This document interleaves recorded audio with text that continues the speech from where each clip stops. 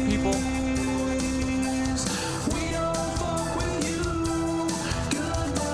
Alright guys, sad news. This is the 4th version. I had to get rid of the sample of Hugh Lazarus, so I hope it's not too disappointing, but I think I got it to sound pretty.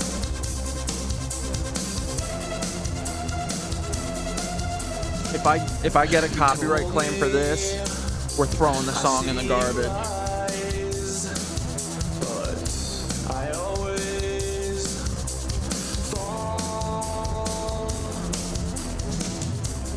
I'm gonna try and figure out how to do polls real quick while I give everyone a couple minutes to get on real quick here. Because we got a couple options for Doc Sunday.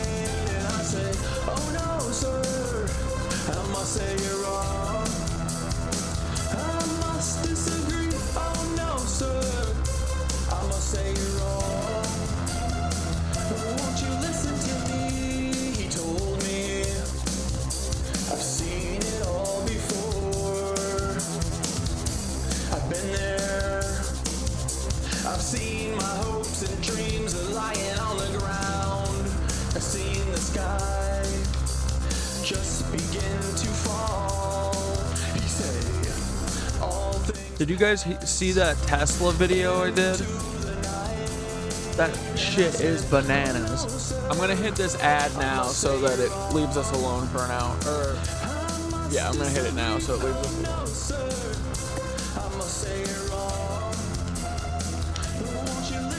Or no, I'll let it do it in 2 minutes here, so it's on the 40.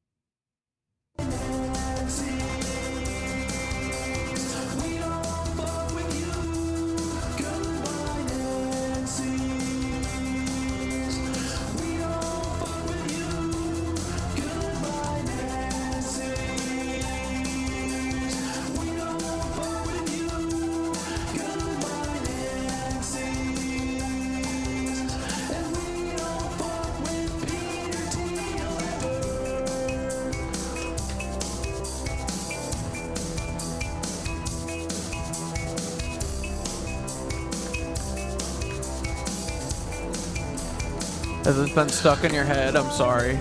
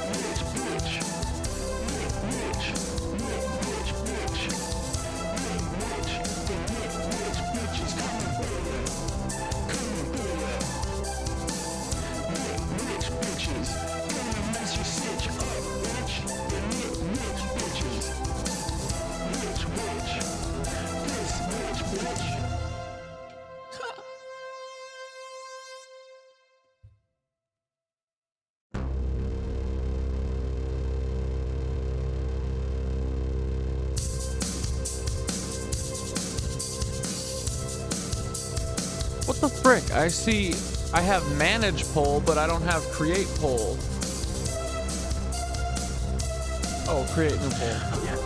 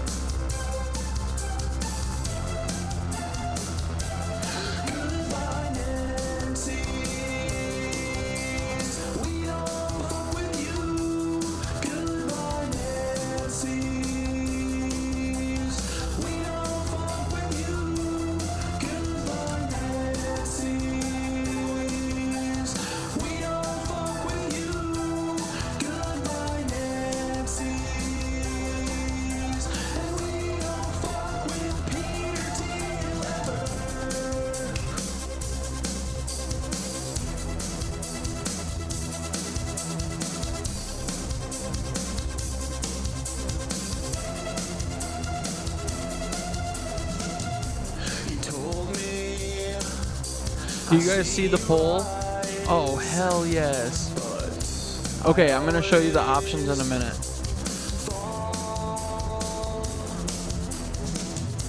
I see you come, I see you go. He said, all things pass into the night. And I say, oh no, sir, I must say you're wrong. I must disagree, oh no, sir, I must say you're wrong. Won't you listen to me? He told me I've seen it all before. I've been there. I've seen my hopes and dreams are lying on the ground. I've seen the sky just begin to fall. He said, all things pass into the night. And I said, oh no, sir, I must say you're wrong. I must disagree, oh no, sir. Hello, I Nitwitchies. must say you're wrong. Why don't you Listen to me. My name is Catdad.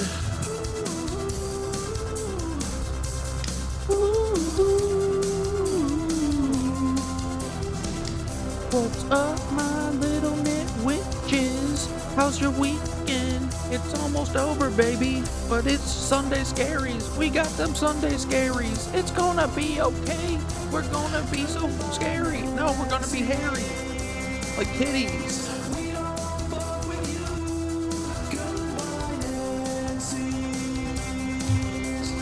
We don't fuck with you. Hello, nitwitches. I love chilling with you. Goodbye, nitwitches. Hello, nitwitches. I mean, we want to hang out forever. What's up, my nitwitches? You are the best. Do you wanna watch a doc tonight, baby? Do you wanna watch a doc tonight with me? Do you wanna watch a doc tonight, baby? Or we can do whatever y'all wanna do. I don't care, I don't really have a plan. I'ma send a link to my man John Hankey, and then we're gonna hang out with him. But really, I just wanna hang out with y'all. I hope your weekend felt really long, but I know it felt short as fuck, cause it does every goddamn week. What's up, my little nitwitches? Are you gonna have some fun with me, or are we gonna cry a whole bunch? Whatever you wanna do, baby. Whatever you wanna do, baby. Whatever you wanna do, baby. Let's hang out, let's have some fun, baby. Do you wanna watch a doc with me? Aliens, or about contrails, or evangelicals, or Uvalde with John Hankey. Hi guys. No, damn it. Oh, that would have been the perfect start to the show, but I messed it up. Oh, gosh dang it. Well, we'll try again tomorrow. And that's true. We will try again tomorrow, guys, because it's Sunday, and we're doing every other day, but Sunday to Monday, that's a double-double. Y'all are so lucky. Tomorrow is like the normal schedule, like the old schedule, back to back. But then this week, we're going to do Monday, Wednesday, Friday, Sunday, okay? I think that'll be healthy for all of us. I think, I don't want to get burnt out eventually. And, you know, I want some more time to do things that I want to do. And I don't need to. I know you guys are fine with it. I just feel bad. I feel self-conscious about it. But it's not like y'all aren't going to get content. It means you're going to get content elsewhere. But, dude, that Tesla stuff. What do you think about that? What do you think about that? Did y'all see that shit? Where is it? Oh, yeah, wait. I got to show you the options really quick. We'll talk about that in a minute. Okay, Uvalde We know John Hankey's. John's going to come in a little bit. I'm going to send him the link in like 15 minutes. Then we got a doc about contrails, and it kind of looks awesome. The dimming. This seems sick. And then this one is about, this is called The Lost Century. It's about aliens.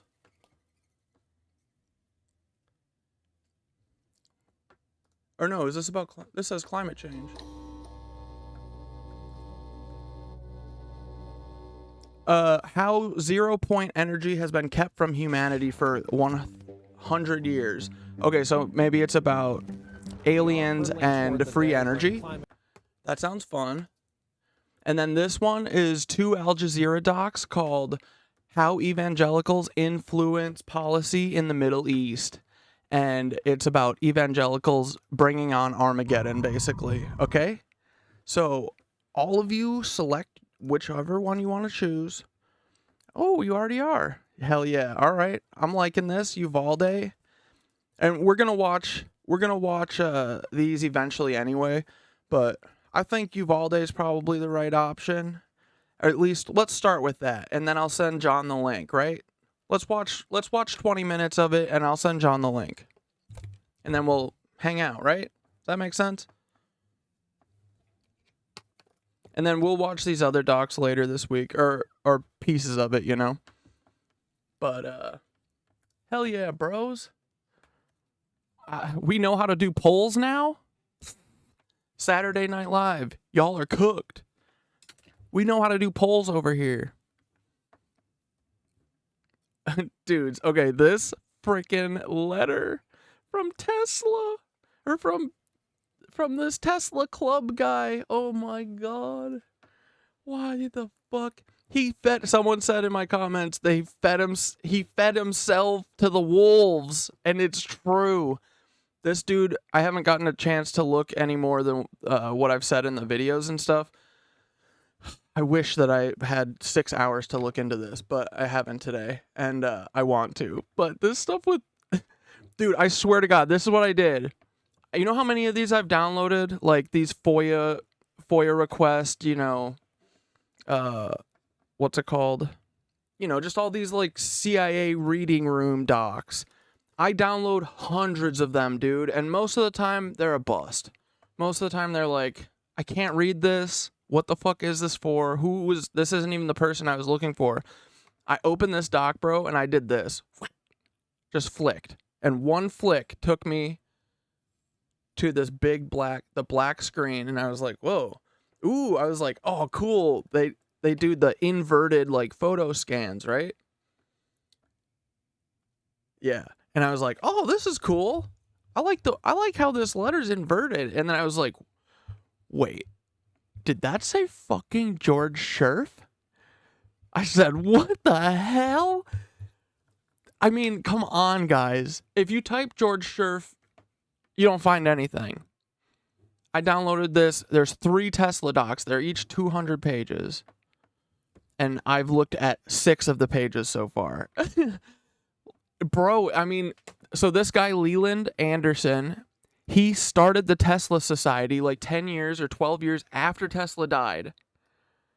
And he just, you know, sees his paperwork and stuff and was like, oh, I got to reach out to all these assistants. George Scherf, apparently one of the guys that I said, Lowenstein. Fritz Lowenstein was apparently one of his assistants, and he turns up randomly dead all of a sudden.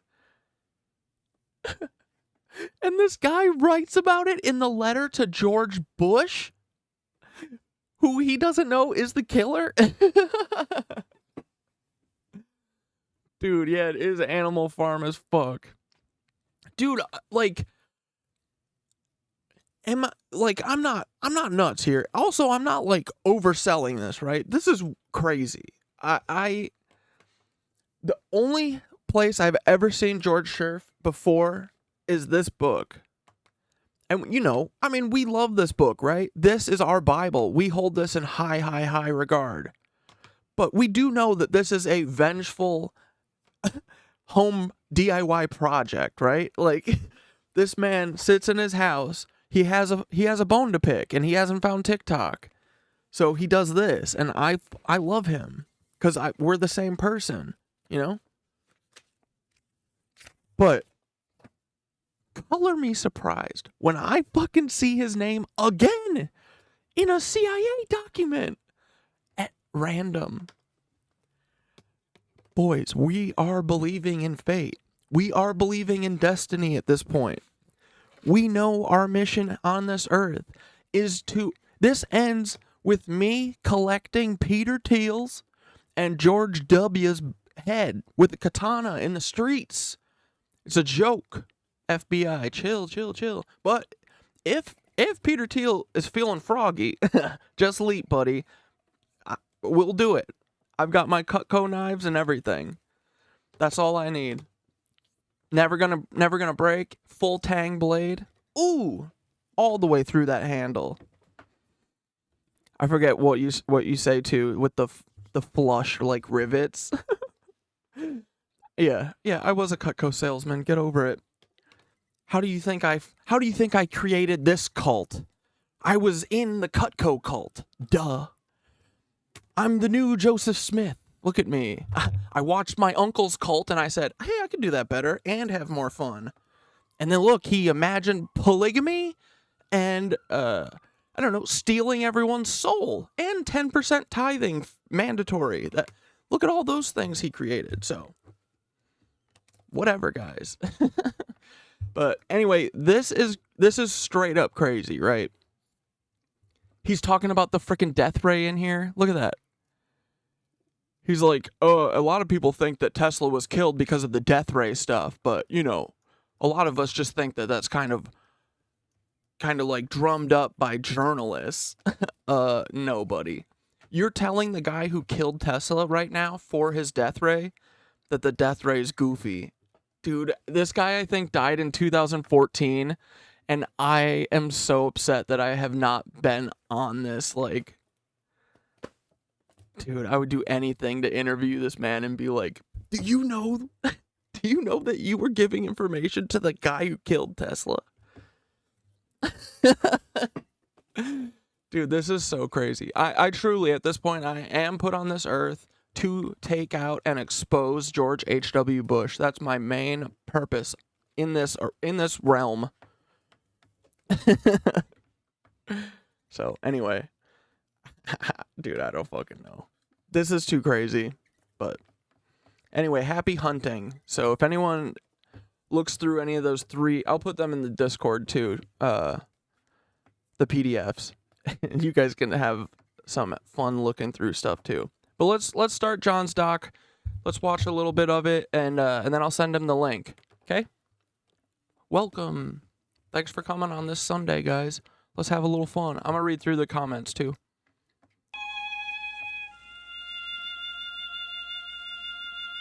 Any child's death is a terrible tragedy, inexpressibly horrible. There is no greater crime than the mass murder of children. The horror of Uvalde as a single incident is nearly unparalleled in all of human history. Nearly. It's hard for normal human beings like you and me to grasp the horror of the monstrous criminal minds that could massively murder kids. But this criminal horror exists, doesn't it?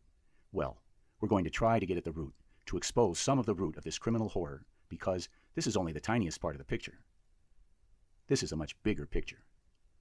Who kills innocent kids because of their race? Well, look at these guys. When the Texas Rangers were founded, their job was to catch black people and return them to slavery and to murder Native and Mexican people. That was their job. Until recently, the murder of Mexican Americans by Texas Rangers has never been questioned. We love Uncle John. Uncle John's got the hottest takes, bro. No murder of these people by these people would ever have been questioned. Racist murder is their proud history. It's why they wear the hat. The racist murder of children is such a horrible nightmare to even think about. We are going to focus instead on the stories of the heroic women of Uvalde. The behavior of the men in this story runs the spectrum.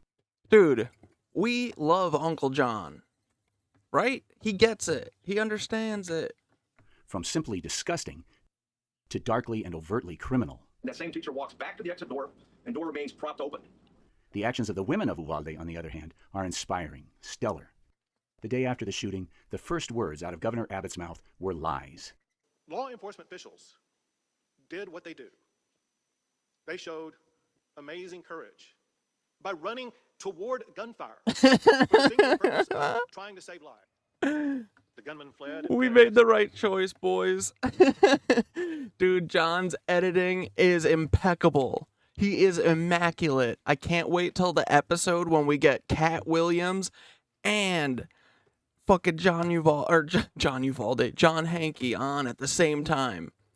Oh my god. The world we're building here, guys, is incredible. Just outside of the elementary school, officers with the Consolidated Independent School District, they approached the gunman and engaged with the gunman at that time. That was their story. But a couple of young women who were across the street from the school at the time heard the gunfire. And they didn't hide. They looked out the window and saw Salvador Ramos walking toward them, and they bravely stuck their phone out the window and with remarkable skill zoomed in and shot video of Salvador walking alongside of the building and then entering the unlocked west door, apparently without a care in the world. The video they gave us shows that Salvador had not been confronted by anyone. One of the Uvalde mothers bravely posted this video on her Facebook account, and in no time, all of the media had it, including the New York Times, where I saw it.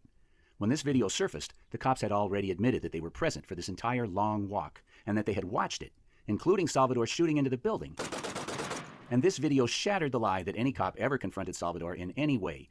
But as he was approaching, there was a brave Consolidated Independent School District resource officer that approached him, engaged him, and at that time, never approached him or shot at him or even hollered at him. And the liars had to take their story back. there was discussion early on that an ISD officer was a resource officer and had confronted the subject. That did not happen. These young women who stuck their heads out the window and shot this video of Salvador Ramos and the mother who posted the video showed far more courage than the cops, who watched all of this and did nothing. So hooray for them. And people in the media who saw this video started to ask really important questions. One is outside, and when exactly did the shooter arrive? What was he doing? They've got a 10-minute window when it appears the gunman crashed his car, opened fire on 2 witnesses to that car crash, and then seems to have been walking around the school, firing at the building before making his way inside. One question, why was he not confronted by officers? As the governor initially said, we now know from the state police, it does not appear he was confronted by anyone. And why was the door unlocked that he was able to go in? Because of this video, the reporters recognized and said that Ramos had entered through an unlocked door. And that put enormous pressure on this dog, Colonel Stephen McCraw, the head of the Texas Rangers, the guy in charge of Sarah Who Nitwit, she said, brother, that Tesla video has me jazzed AF. Okay, good, dude. I'm like, need to make sure that I'm not like, I know we're on the cutting edge here, but I always want to make sure that we're not like going into loopy la la land. Like we definitely are. But I don't want to put us any further down loopy la la land than we have to go, you know? But good. I'm glad that my basis for what is still exciting is not messed up yet, cuz I think it's like I don't think I was supposed to see that. lying to us about what really happened. Now he had to explain this huge security lapse. How did this door, the door through which Ramos entered the school building, come to be unlocked? 2 days after the shooting, Colonel McCraw called this press conference where he explicitly lied and blamed a particular teacher for leaving that door open. And yeah, so the Team Tincher said, do you get anything from the subscription if I subscribe? Yeah, actually, so I agreed to turn on the ads because I get, you know, I think it's 35%. And if I put it up to 3 minutes, it gives me 50%, but like I don't want to do that to us.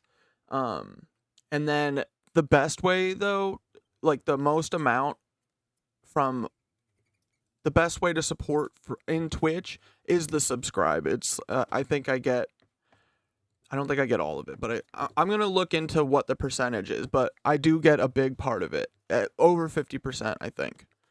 I think it might be like 75%. I think that if it's an Amazon Prime one, that it's a little bit less. But if you subscribe, like the $5 subscribe, I think I get most of that.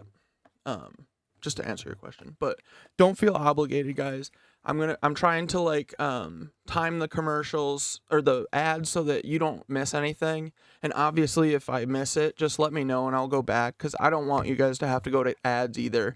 But you know, I think it's a positive thing to be able to have the ads and get a little bit from here. Whatever I make from this is going to go back into the show somehow. Like we'll figure something out to spend money on or donate or whatever, you know. But yeah, it's not going just to Amazon. We see through video, teacher reemerges inside the school in panic. The teacher runs to the room 132 to retrieve a phone, and that same teacher walks back to the exit door, and door remains propped open. This was an outrageous attack on this teacher from the head of the Texas Rangers, the chief investigative officer. Intimidating as hell. This dog is dangerous, and he said he had video that showed it. We see through video, the teacher walks back to the exit door, and door remains propped open. All the teachers are still, today, under orders by the state to remain silent. So, to defend herself, this teacher had to Oh, Devoured already answered. Thank you, Devoured. face the threat of retaliation from both the state police and from her employer, and she was intimidated for a minute, gaslighted into doubting her own vivid recollection, but then she boldly lawyered up.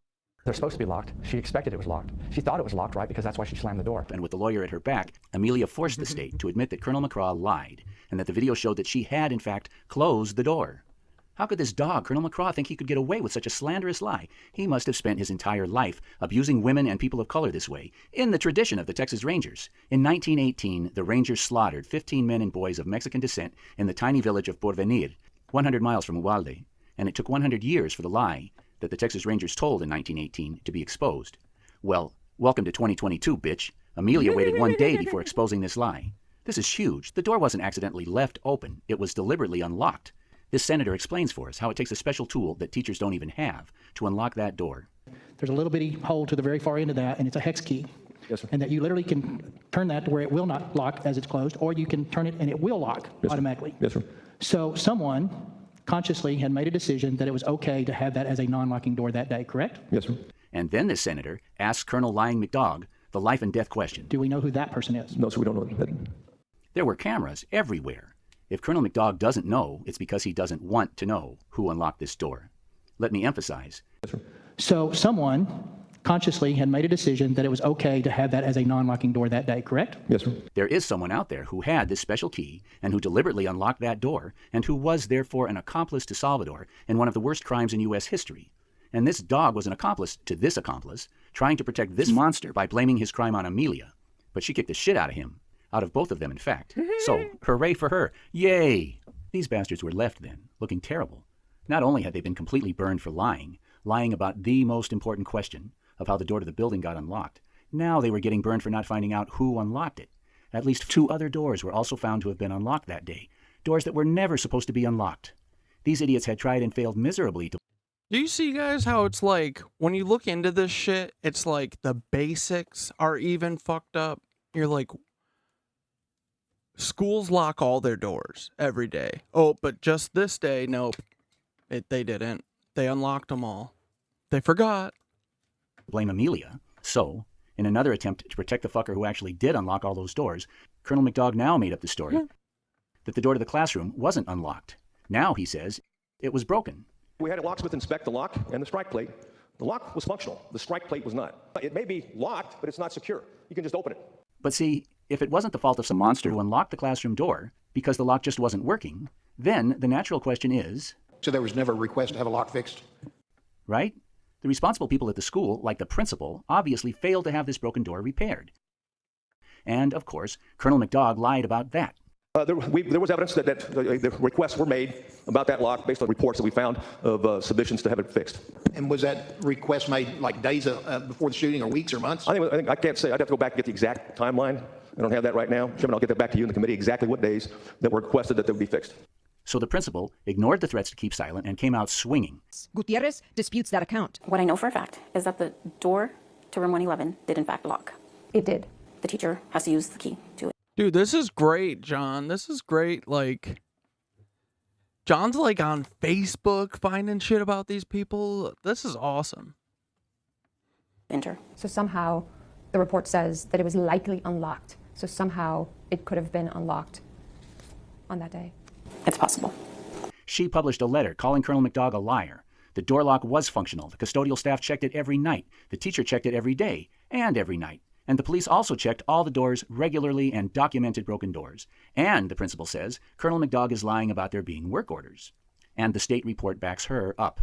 There were no work orders. So this whole speech by Colonel McDoug is a lie. There was evidence that the requests were made about that lock. She stomps this dog, so hooray for her. We also have Angie Gomez, What a hero mom, pendejo unlocked all the pinche doors?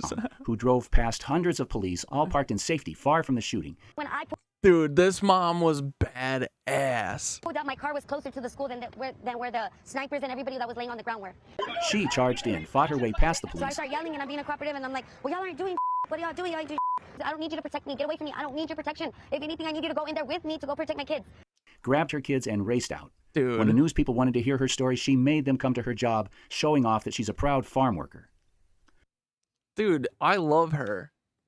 I want to continue to honor the brave women of Uvalde, but I'm afraid we need to put away the confetti for now, as we take the inevitable dark turn towards the tragedy at the heart of this story.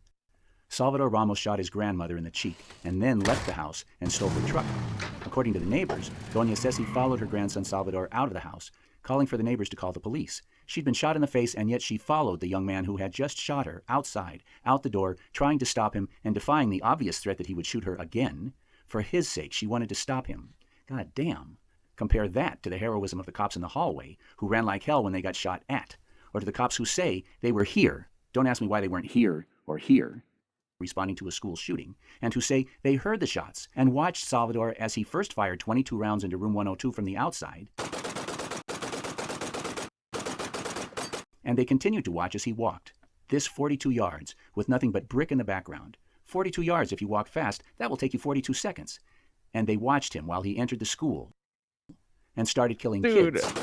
John's animation and like utilizing real footage is some of the coolest. Like, it's truly like awesome. I love his style. Like, that whole thing was incredible. I want to see that again. But John, I know you're concerned that your wife sometimes worries that you waste all of your time doing this and no one cares. But I'm here to tell you that there's me and 35 people right now. We care. It's just for the 36 of us. But, I mean, how many more people do you... I feel like that's a pretty good amount, buddy. No, I'm just kidding. But it's really great, right? It feels new. It's really great and awesome, and it perfectly details and outlines what is happening, where he's moving from and stuff. It's awesome. With nothing but brick in the background. 42 yards if you walk fast, that will take you 42 seconds. And they watched him while he entered the school and started killing kids. While these cops did nothing. Because they were afraid of getting shot? Duh. Unless they waited because they were in on it. Dude, this is crazy. And yeah, this helps you realize too that like it's just like clip after clip or magazine after magazine or whatever the horny gun people are gonna say. Cause yeah, dude, imagine standing there for an hour and a half while a bunch of kids are getting mowed down. Yikes. So, it's a dark and horrible story, but the courage of Doña Ceci chasing after Salvador stands out like the Statue of Liberty. This is a great framing of the story, too, focusing on all the whammon, all these freaking whammon, all these cops out there. They're like, where's our donuts? We can't go in without our freaking donuts. And these women are like, what the fuck are these boys doing out here? What is going on? I won't tell the dark part of Amarie's story. Just trying to help everyone. She tried to make others feel safe. I didn't feel safe for that. We celebrate her and her heroism, and that's her story. But we have to go after the perps, no? It's amazing what you can build with a few simple materials. Hammer, nails, a few beams of lumber, a rope. We're now going to look at a few simple building materials, simple, straightforward facts that, like simple beams and nails, can have devastating power. We've already seen some simple but powerful material. This exchange, for example. So someone consciously had made a decision that it was okay to have that as a non-locking door that day, correct? Colonel McDoug was forced to concede that someone decided to unlock that door, the west door to the building that Salvador entered. This fact is huge. The person who unlocked that door, at the very least, was an accomplice to the shooter. Maybe they were an accidental accomplice, maybe they were consciously an accomplice, but their action, unlocking that door on that particular day, enabled Salvador to do what he did. No argument. And then... Do we know who that person is? No, sir, we don't know. Why? We need to take a minute to unpack all the content of that one-word answer.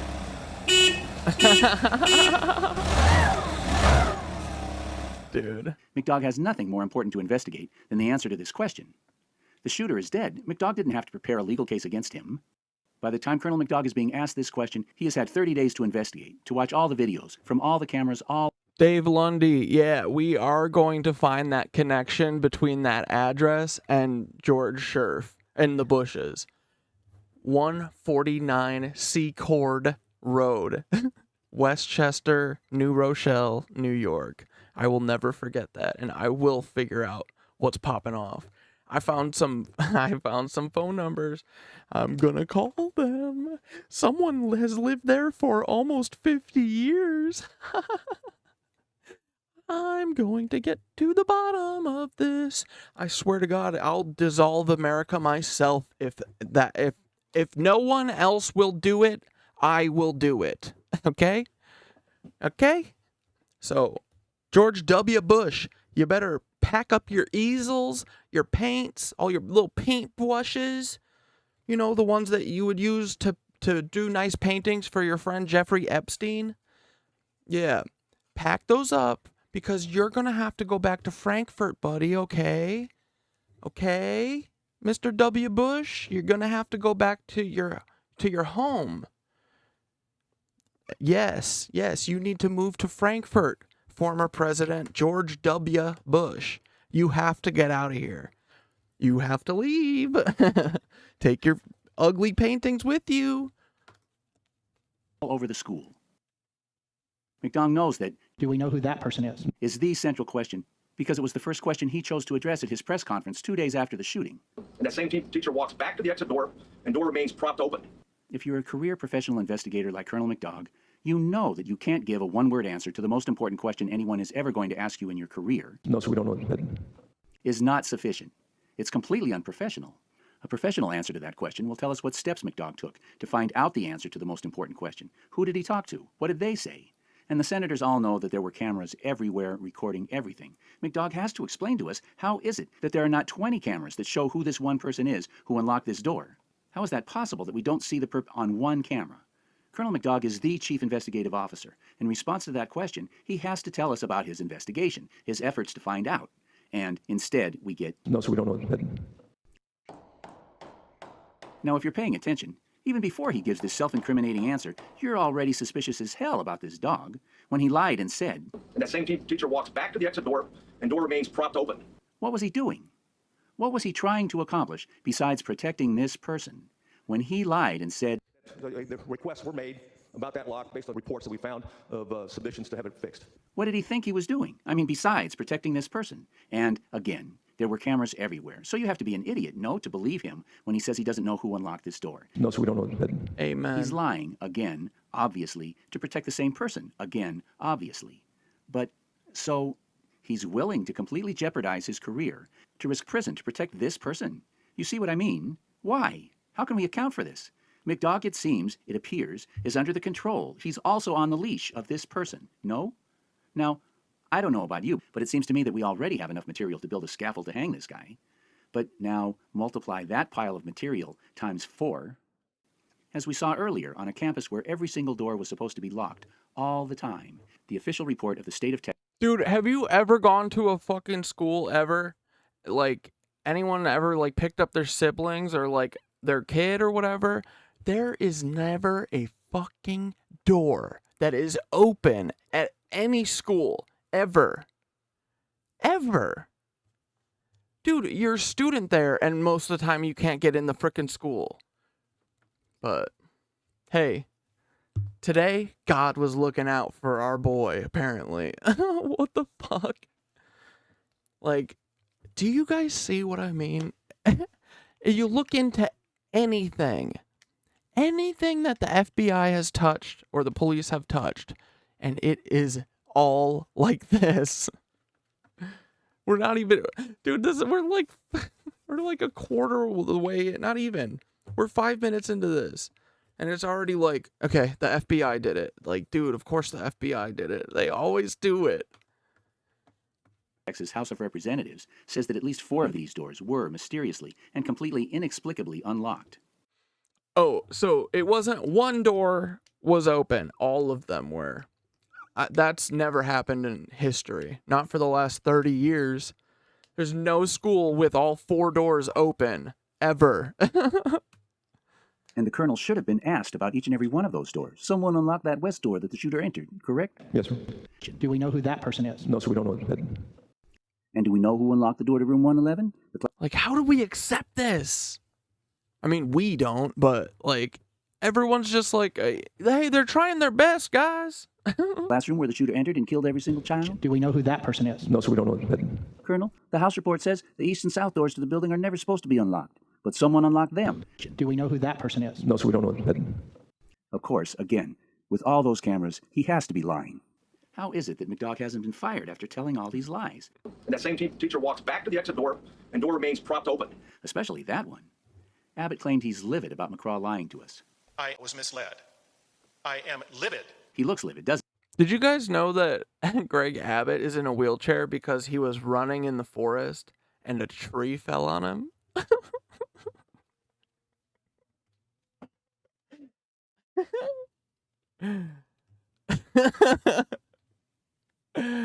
Yeah. Can you imagine what you have to do in order for God to drop a tree on you? He's so livid, he has protected McCraw's ass completely, just as McCraw has protected the ass of the perpetrator who unlocked all those doors. You see how this is fitting all together. It's all linked. McDogg protected the person who wielded the hex key, and Governor Abbott is protecting McDogg. Abbott is inextricably linked to this perpetrator by his not firing McDogg. But let's understand this link. Abbott is jeopardizing his own career by not firing McDogg. Why is he taking this risk? On whose orders? And we're just getting started. You see, Colonel McCraw, the head of the Texas State Police Agency, and even his boss, the governor, don't seem to be the big fish in this story. It goes way over their heads. Yubo is a relatively new, French-based social media platform for kids all over the world. 60 million users. 99% of them are 25 and younger. Bing If you bong, haven't heard of don't. it, it's because you're Buddy. just not cool enough. And Salvador, the isolated loner, was all over Yubo.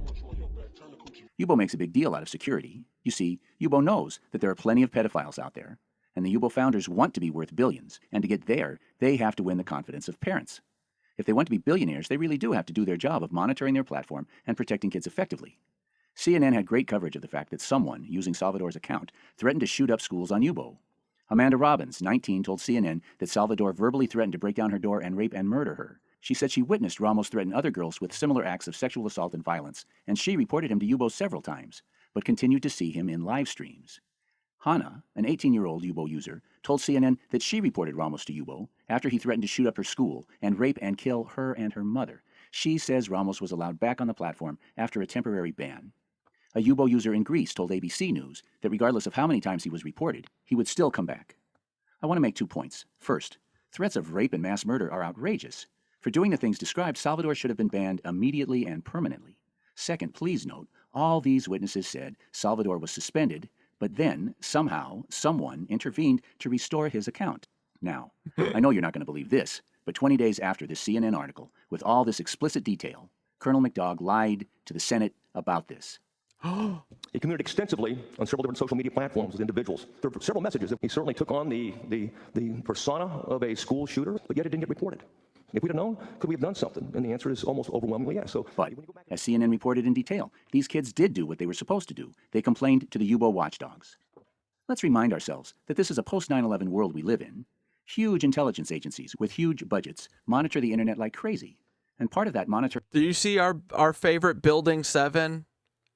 Oh, let's just watch it one more time, okay? Tell me this isn't a controlled demolition. to the U-boat watchdog. I mean, all three of them are. They're all literally falling from the base. Let's remind ourselves that this is a post-9/11 world we live in. Huge intelligence agencies with huge budgets monitor the... It literally goes from the...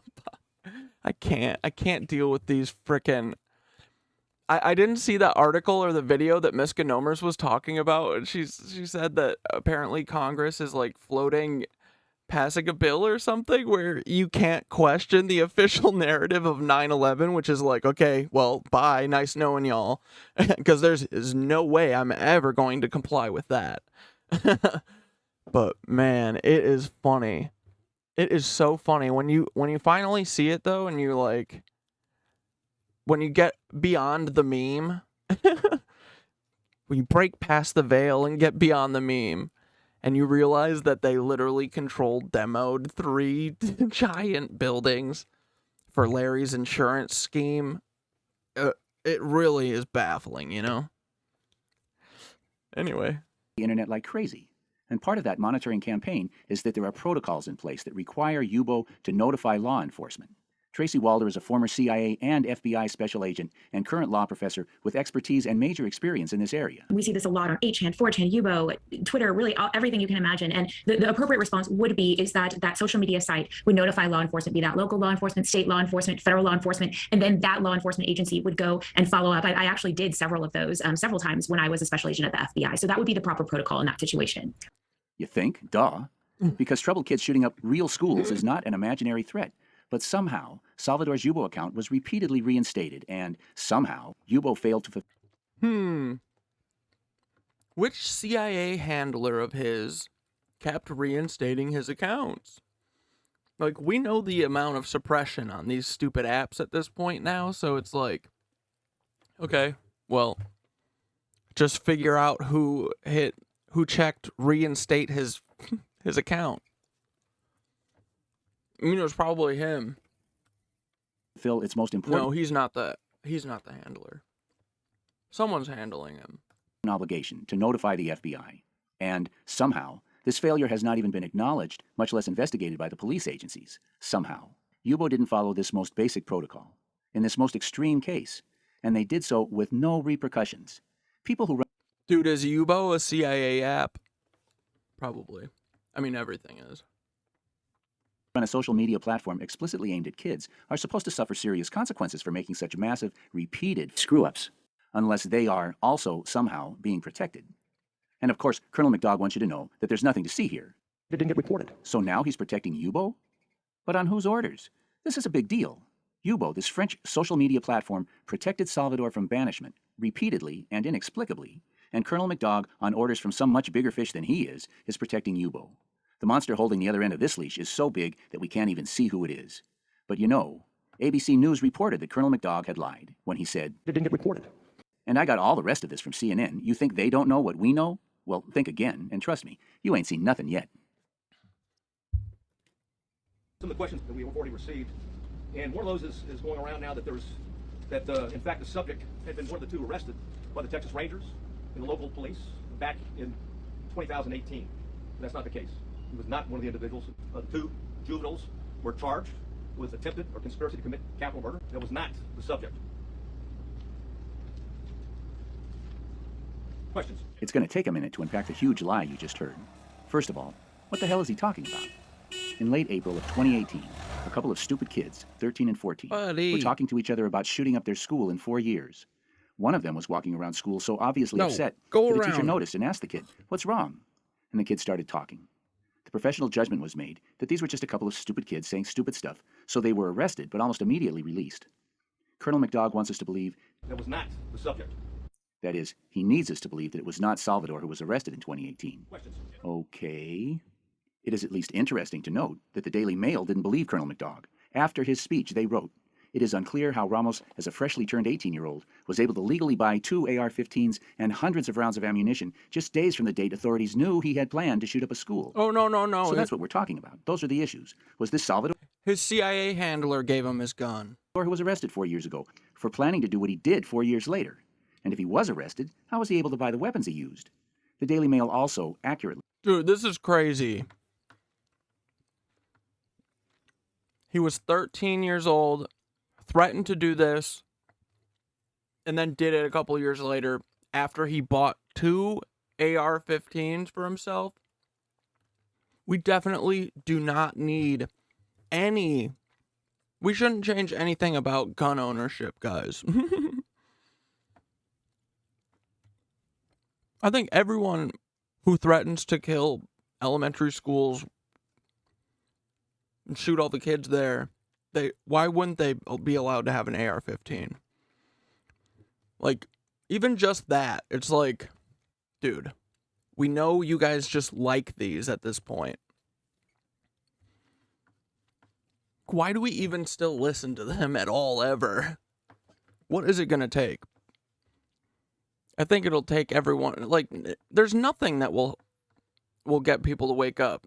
Their kids get mowed down in schools, and it's still not enough. It's crazy. Points out that juvenile criminal records are sealed, okay? But then, if these records were sealed, how did the news people hear that Salvador was one of the 2 kids? So that they could ask Colonel McDogg about it. That was not the subject. If the juvenile records are sealed, how did the news find out? That's a good place to start. The answer is that the shooter's grandfather told the news that his grandson was a felon. But I just spoke with the suspect's grandfather. The grandfather's saying he's a felon, so it's illegal for him to have those weapons. I didn't know he had weapons or nothing, or this or that there. If I would have... His grandpa didn't know that he had 2 big-ass AR-15s in his house then? Okay, so then, who is his CIA handler? Let's figure that out. No, I would have reported him. You would have reported your own grandson? Yes. So Colonel McDogg is calling the grandfather a liar when he says... That was not the subject. The grandfather, of course, was terribly upset that his grandson had been allowed to buy these weapons. So he also told his congressman, who believed him, and went on Fox News the next morning and told the world. Well, I found out late last night that, the shooter was arrested 4 years ago, for saying, when I'm a senior in 2022, I'm going to shoot up a school.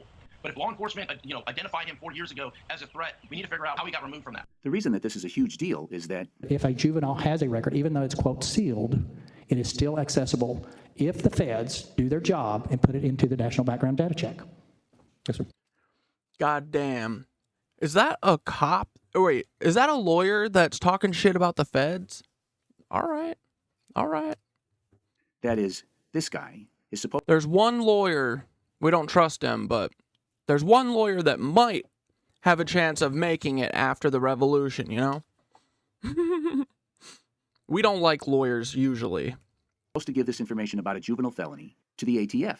And the ATF is supposed to tell gun shop owners who is not allowed to buy guns. This system should have blocked Salvador from purchasing the weapons that he used. But Salvador somehow... He got removed from that. Somehow. So now we have FBI and ATF involvement in enabling Salvador to commit this horrible crime. So who are you going to believe? If the grandfather was going to lie, it wouldn't be to say that his grandson was a felon. Colonel McDogg, on the other hand, never tells the truth, and he would never admit that the cops made such an error. But there's more. Anne-Marie S. Dude, this is so good, John. Fucking A. This should be everywhere. Everyone should have... This should be mandatory viewing, like... Espinosa is the official spokesperson for the Uvalde School District. This is her, minutes really after the shooting, doing her job, running the very first press conference. I'm Anne-Marie Espinosa. She also wrote the 28... Yeah. Dane said, I worked at a pawn shop on and off for years, and when I was off the road from touring with bands, and Sandy Hook was like the largest boost in firearms sales in history. There it is. That's exactly it, right? Plus all of the added benefits of traumatizing all of us so that we're all terrified and fear for our lives. And we're worrying about the next terrorist attack and the next domestic terrorist attack. And, oh my God, yes, government, please go get rid of all Muslims. Yeah, that'll solve this problem. Oh, like, that's exactly it, right? That's why they, like, oh, it pisses me off so much that we let these, like, infantile man-children run shit. And they're literally choosing profit and stuff over human beings. Like, they should just be disqualified from being able to be in their position for that, period. 18 official press release 4 years before about the 2 kids who were planning to do what Salvador did. She would be the natural person to contact to find out the truth. She would know the truth firsthand. And although the juvenile records are sealed, if it wasn't Salvador, she could certainly be free to tell us that. So the Daily Mail did contact her, but for some reason, she couldn't do her job and tell us who was lying. In 2018, Texas Ranger Ryan Kindle was reported to be collecting and analyzing additional evidence after those arrests, but when contacted by the Daily Mail, Kindle also declined to comment. But Congressman Tony Gonzalez didn't refuse to respond. In fact, his response was to demand that Colonel McDowell resign. The major point here is not, OMG, you mean Colonel McDowell is a liar? No. The major point is that, obviously, someone in the FBI or ATF, or both, removed Salvador's arrest record, buried it. So now the FBI and ATF are in on it. But on whose orders?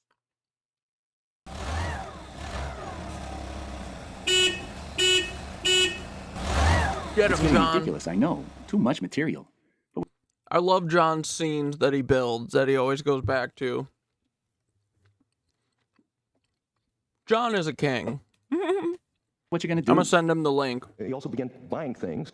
He purchased two 5.56 millimeter rifles, as many as 1,740 rounds. But he had money and a joint account with his grandmother, and used a debit card. He just turned 18. Yes, sir. Do we know where he got that much money? Was he working a regular job? Well, all we've been able to determine thus far is that he's saved that money over a long period of time working in fast food restaurants. We haven't been able to find anything else. That money was used to open that bank account. Okay. Salvador worked. I know a CIA handler I met through the pawn shop. He would buy at least one gun a week from me to gift to people. Oh my God. What's that called? Entrapment gifts? Hey buddy, here's your housewarming entrapment gun. Oh man. For 1 month each, part-time at Wendy's and Whataburger. Now, we all know that he did not make $6,000. Dane's next comment. He tried to entrap me in a firearm deal and gift me one. I was smarter than that, since I would have been running the background check on him and would have known that he was purchasing it to give me. It would have been a felony. What? That CIA handler, he just must not have known that. He must have been doing all these entrapment gifts by accident. He's just trying to be a nice guy. Oh man, you should probably tell him about that so he stops making that same mistake. $1,000 in 2 months of part-time work at Wendy's and Whataburger. You just heard the result of the entire investigation into where he got $6,000. All we've been able to determine thus far is that he's saved that money over a long period of time working in fast food restaurants. We haven't been able to find anything else as that money was used to open that bank account. Has he by chance been getting texted by like an older white man or something who says he's like ex-military and he's like probably acting like he's really cool, but really eventually he's just probably going to try and diddle this guy and then get him to try and shoot up a school? Has he had any contact with anyone fitting that description? Okay. How do you say? Like, he probably met him on the internet, you know? Save money if you don't make any money. Come on. The FBI took part in this investigation. There are bank records, goddammit. What do they show? How much was deposited? When and by whom? He had money and used a debit card. So someone consciously had made a decision that it was okay and Gave Salvador $6,000. correct? Yes, sir. And Do we know who that person is? No, sir, we don't know that. did you try to find out? No, sir. So you're in on it, obviously. Yes, sir. Let's note finally that the person or persons who gave Salvador God damn, John. $6,000 so that he could spend that precise amount on weapons were not just helping. They were not just enabling. They were pushing Salvador to do things that he could not and would not have done without their help. Taken all together, it's just too much. Obviously, Salvador had accomplices. And we're not even close to done. Just a quick review. Salvador seems to have had a lawyer who kept Yubo from reporting Salvador to the cops, and who also protected Yubo from any repercussions for their truly criminal negligence. Salvador also seems to have had personal FBI and ATF agents who removed Salvador's name from the don't sell weapons list. He had a personal banker, or bankers, who put $6,000 in Salvador's secret Swiss bank account. And the biggest deal, I think, is that he had a personal doorman who unlocked all those doors for him. Improbable, incredible, illegal as hell. Do we know who that person is? No, sir, we don't know that. We don't know who or how, but it happened, didn't it? You may consider yourself a skeptic. Oh, I don't believe all that conspiracy stuff. And good for you. You and I hate conspiracy craziness, but you have to make room in your head for the truth, even when it seems crazy. But now, buckle your seatbelt, turn off your cell phone, put on your crash helmet, and get ready for some truly crazy. That the shooter got in without a key, right? Did the shooter try different doors? Why did the shooter choose that room? You can see for yourself, Salvador made a beeline past all these locked classrooms to the one supposedly malfunctioning door on campus. He walks without the slightest hesitation, as if someone had trained him to know where to go. Wait, did I just say that? As if someone had trained him to know where to go? Does that happen? That's not believable, is it? That better someone not trained him? happen. How? When? Where? That doesn't make any sense. No, it doesn't. But there it is, a beeline, through one open door without hesitation, past 6 locked doors without trying or even looking at a knob, a beeline, without thinking about it, right to the next open door. It seems that Salvador had a personal trainer of some kind, as well as a banker, lawyer, doorman, and the rest. He had someone who trained him somehow to know, without thinking, without hesitation, which door he was supposed to enter. Don't like that explanation? Me neither, but then you tell me.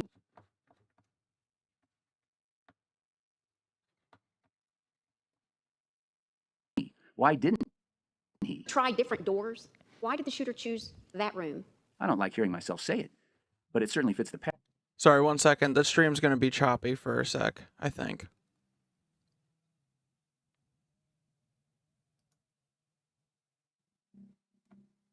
Pattern, doesn't it? I'm just getting the room open for Mr. John for whenever he's ready. We'll talk with the homie. What time is it? I'm going to just run this ad real quick while it's freezing up.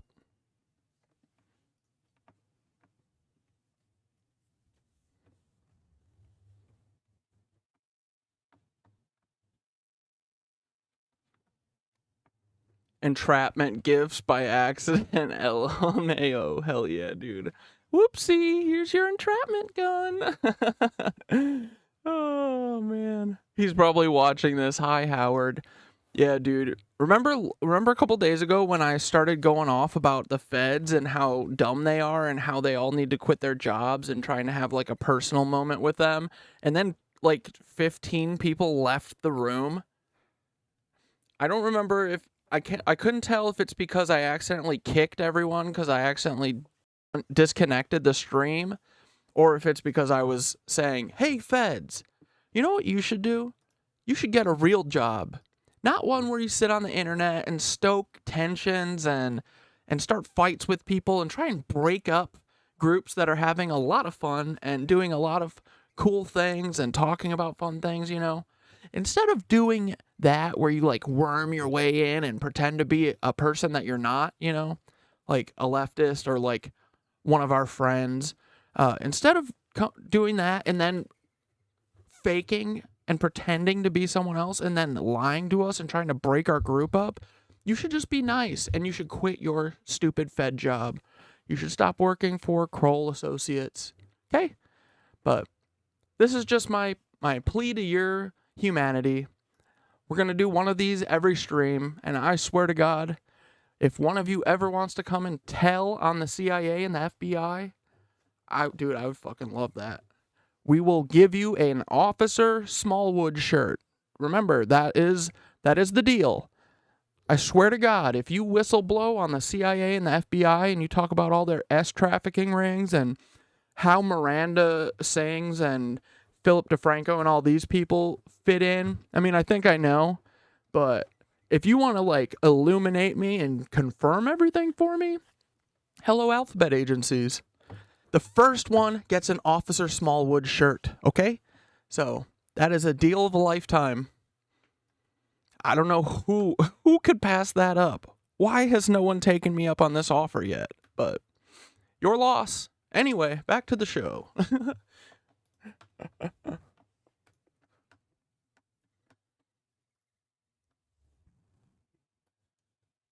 Assault rifles are notoriously difficult to load and fire. Impossible unless you have training. Salvador got off 142 shots. That's 5 reloads without a single hit, not one.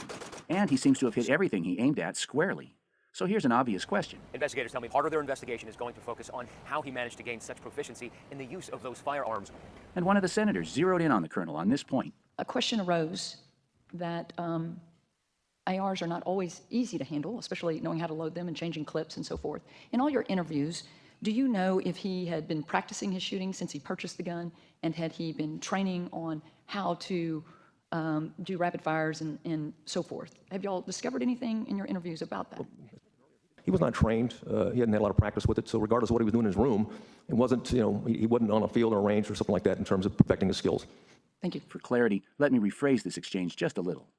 The senator, perhaps too gently, points out that ARs are not always easy to handle. and she gently implies that Salvador demonstrated outstanding ability in Knowing how to load them and changing clips and so forth. She's making this killer point that Salvador had obviously been Practicing his shooting since he purchased the gun. and Training on how to do rapid fires and so forth. And so she's asking this really vital question.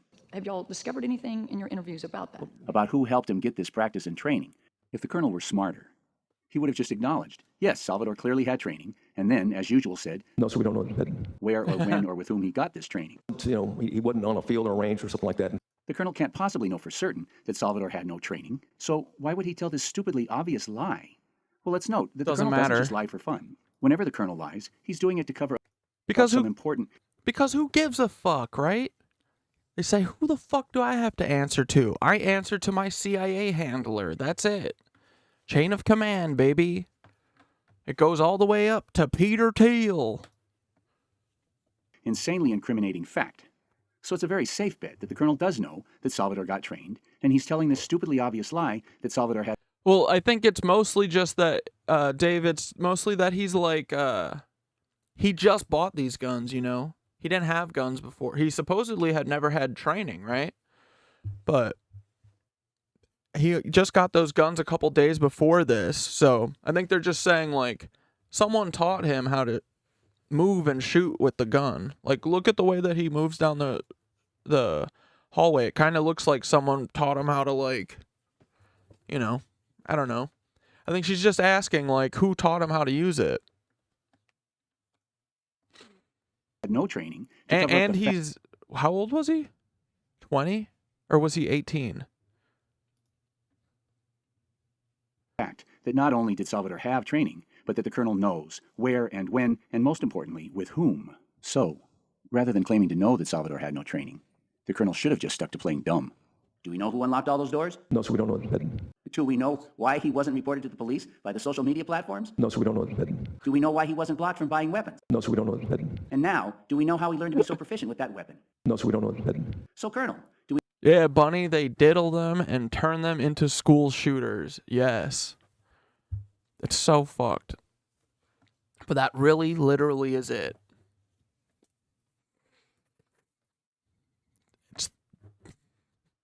And for what? To traumatize us. We aren't people. We don't believe in Joseph Smith. Yamana, yamana, yamana, yamana. Why would I believe in this? Why would I believe in someone reading a book out of his hat? The book sucks too. Like, they're like, you're not people because, and we get to kill you because you don't believe Joseph Smith. So that's the road we're headed down right now. We know why you have not been fired for heading such an incredibly disastrous failure of investigation? No, sir, we don't know, but I can guess. It's bigger than the goddamn governor. Oh, John. You may be surprised to learn that the House investigation report very quietly admits that they know that Salvador did have at least one accomplice. Colonel McDowell told the Senate that Salvador didn't drive. He'd have to get someone else to drive him. But he didn't tell them why that was important. The committee has not learned who took the attacker to the gun store on May 18th. Right? Salvador didn't drive, but he somehow got to the gun store on May 18th.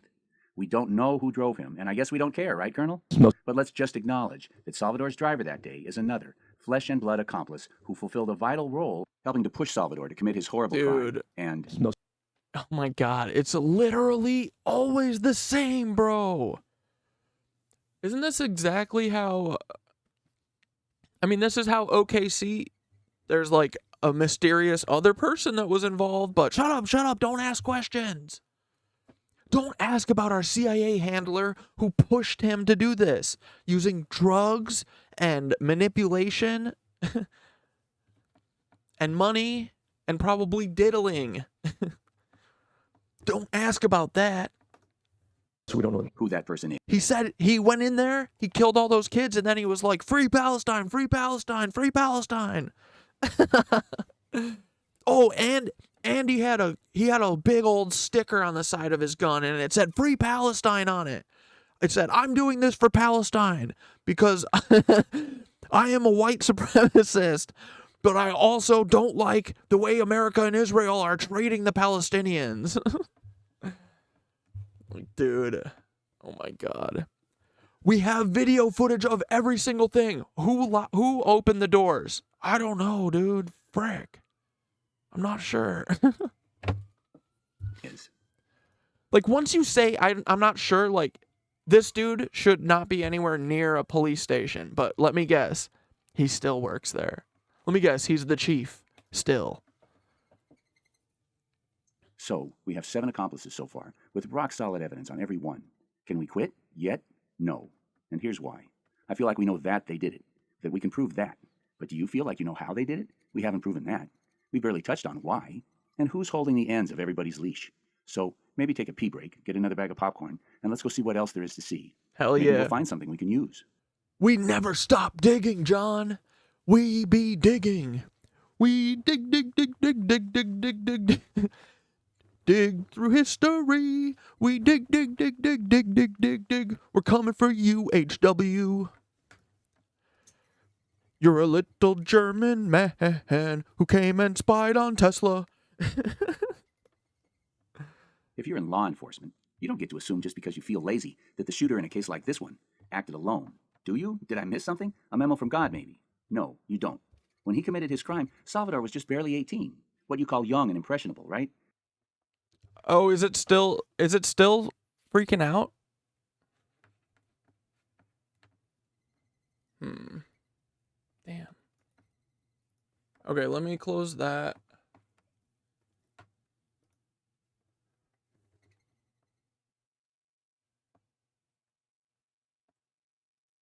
Oh, yeah, I'll add Bonnie, I'll add Blair and Wander in a second. I'm gonna close Discord for a second and see if this helps at all. Let me close a couple things. I don't want you guys seeing no FPS at all.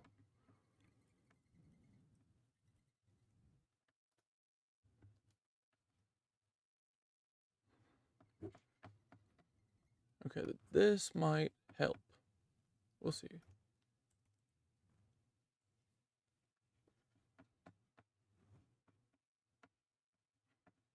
Okay, I'm gonna hit play. Tell me if this is any better. Because I can tell you that we've yet to find anything in his files, disciplinary files, anything that you would expect to find with somebody with this type of background. We just haven't found it. Including at school. His family said he was a sweet kid. His teacher said he was a pleasure to have in class. So if we're the Is that any better?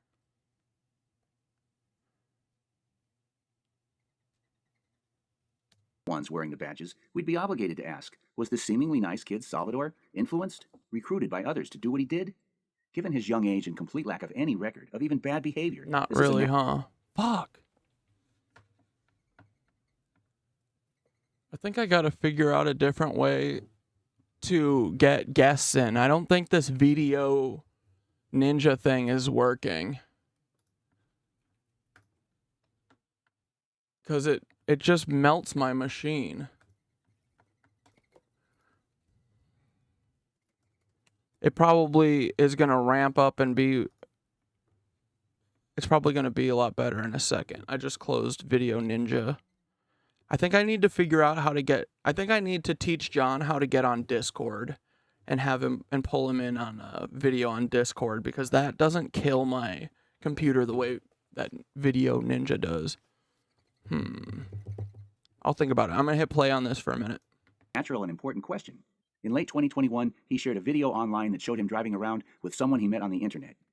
So, here's yet another mysterious unknown person driving Salvador around. The last person we saw driving Salvador around didn't take him to get ice cream. Dude, this sucks.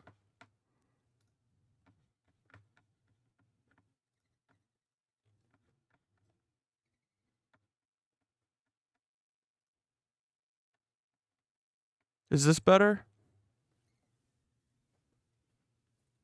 It is? Okay. Sorry about that. He drove him to a gun store. I'm gonna email John and see if I can walk him through Discord. Talk about a bad influence. Let's see where this story goes. Driving around holding a clear plastic bag that contained a dead cat which he discarded in the street and spit on, while his driver laughed. So this driver is encouraging felony animal cruelty. A bad influence, you think? The video then showed Salvador wearing a tactical plate carrier, went on to show him dry-firing BB guns at people. So, here Salvador is under the influence of a monster who celebrates random murder, ha-ha, and ended with footage of emergency services responding to a serious car accident which he claimed his driver had caused.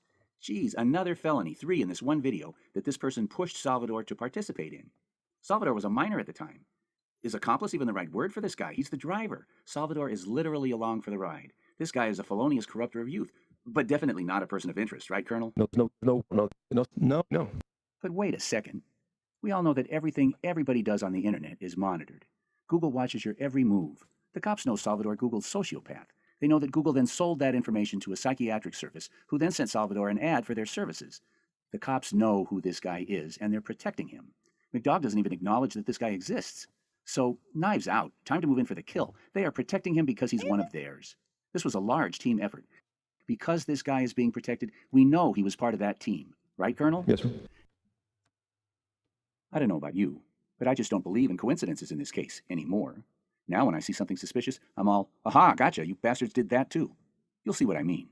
The school, Robb Elementary, had this fancy, high-tech phone app called Raptor for notifying all the staff to be on alert in case of any sort of trouble and how much of a panic they should be in. The teacher in room 111, the room that Salvador walked right up to and entered as if he knew it was open, the teacher in that room, Mr. Reyes, didn't get the alert notification. The people who still believe in coincidences might be saying, maybe he just had a lousy signal. Yeah, maybe. But see, this report can't name even one other teacher who didn't get the alert. And the teacher right across the hall from Mr. Reyes, getting the same signal, Ms. Rodriguez, got her alert, and she checked to make sure that her door was locked.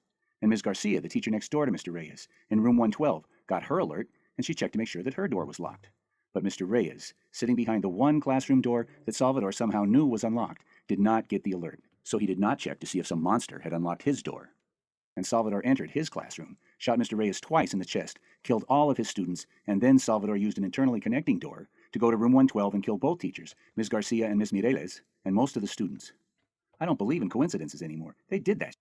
After they secretly unlocked his door, they then blocked Mr. Reyes' phone from getting the alert. Accomplice number 9, somehow, working inside the Raptor system, made sure that Mr. Reyes did not get that alert. It took 87 minutes for Chief Arredondo to get the right key to open the classroom door. The police had to have a key to get into the classroom because Salvador had a gun that could shoot through metal doors and drywall with lethal force. If the police tried to force the door open using tools, they'd be shot to pieces, and they would fail to get in. 67 minutes into the siege, the Border Patrol SWAT team finally arrived in the hallway.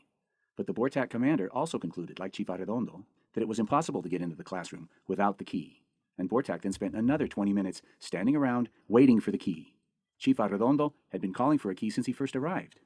And the minute they had a key, they went inside room 111 and killed Salvador. The breach didn't occur until after they found a key that worked. Throughout the siege, someone kept supplying Chief Arredondo with a ton of useless keys while blocking him from getting his hands on a working key for 87 minutes. Before the shooting started, some accomplice must have gone around and collected. Bro, that's oh, man. He literally sat there and went key by key? Come on. Who did this? What the fuck? That's crazy. I didn't know that. I didn't know that he was literally going through a bunch of keys. Collected all the keys that would have worked. And during this 87 minutes, this accomplice also somehow managed to intercept any keys being sent to the chief while handing him rings of useless keys.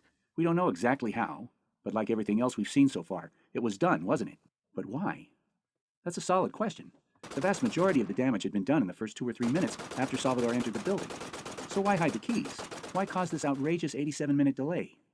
I think they deliberately caused this delay in order to distract us from all this clear evidence that Salvador didn't commit this horror without their help. By hiding the keys, they directed our attention away from the fact that Salvador was enabled and guided every step of the way. Colonel Stephen McCraw and Governor Greg Abbott are also accessories, certainly after the fact, and apparently before. McCraw blocking every investigation of all these obvious accomplices to the worst crime in Texas history, and Abbott defending Colonel McCraw from demands for his resignation. This is a major if subtle point. If you're going to recruit competent people to help with any murderous operation, you have to be able to assure your employees that they will be protected. All of these monsters had some level of risk of being caught, ranging from huge for the doorman to more limited for the ATF monsters. But all of them had to have been given what they considered to be rock-solid assurance beforehand. Assurance that they would be protected. Do we know who that person is? No, sir, we don't know that. And who could offer such assurance and be believed? These two are certainly not at the top of the power structure. That's why they got pushed out in front. But they are obviously in the chain of command, and they are involved, and they are key. This is Squinks. Outside, and when exactly You remember this did the clip from shooter before. arrive? What was he doing? They've got a 10-minute window when it appears the gunman crashed his car, opened fire on 2 witnesses to that car crash, and then seems to have been walking around the school, firing at the building before making his way inside. One question, why was he not confronted by officers? This is one of the main questions all the reporters were asking. And 2 days after the shooting, the police were still telling this story. So we just started. We started on Tuesday. Today's Thursday. On Tuesday, May 24th at 11:28. Suspect wrecks his vehicle. Pickup truck that he took from his grandmother. The first 911 call at 11:30. 11:40. He walks into the west side of Robb Elementary. 4 minutes later, local police departments are inside making entry. According to the information I have, he went in at 11:40. Which caused reporters to ask Regional Director Escalon, There's a 12-minute gap. There's a 12-minute gap from when he runs. He crashes his truck to when he enters the school. It's 12 minutes. What happened at 12 minutes? and to his credit, he said, That's what it is. It is 12 minutes from 11:30 to 11:40. That's the information we have right now. Look, at the end of the day, our job is to report the facts and have those answers. We're not there yet. He couldn't answer the question what the cops or Salvador were doing from when Salvador crashed his truck to when, 12 minutes later, he entered the school building. But Colonel McDoug, of course, can and does answer all questions the same way. By lying, of course. He says, At 11:33 is when the suspect entered the school at the door that I'm pointing to now. 11:33, 5 minutes after the crash, McDoug says Salvador entered the school building. And, you recall, Escalon, who had 2 full days to review the tapes, said, According to the information I have, he went in at 11:40. Colonel McDoug is lying. Again, of course, that's not news. The news is that 7 minutes have evaporated unaccountably from the Colonel's version of events. Neither he nor Director Escalon mentioned that these 3 cops said they were on the scene, and said they saw Salvador firing into the building from outside, said that they watched Salvador enter the building. But apparently, it seems they also watched Salvador walk around for 7 minutes. Doing what? Colonel, can you help us out? And maybe you can accidentally tell us some truth. This is where he crashed, right here. The crash location. He's trying to make the turn here and crash. He climbed out on the passenger side and he shot at those 2 individuals to the funeral home. Then he moves to the fence, jumps over the fence, and proceeds in this direction. In the red is the direction that the subject is moving along this area. He gets into this area right here. He begins shooting, shot 27 times as he proceeded, as he walked along here. He dropped the backpack here for no apparent reason. He was situated right here among cars. There was cars at the time. And as he walked, he shot into these classrooms. He proceeded to the west entrance of the building. He opened the door. It was open. It was unlocked. Wait, now, Colonel, can you back up a little? What was that second thing you said? Something about a backpack? He shot 27 times as he proceeded, as he walked along here. He dropped the backpack here for no apparent reason. He was situated right here. Okay. Keeping in mind the words of Regional Director Escalon, That's what it is. If it's 12 minutes, that's the information we have right now. he conceded that he couldn't account for what Salvador was doing for the 12 minutes from when Salvador crashed his truck to the time he entered the building.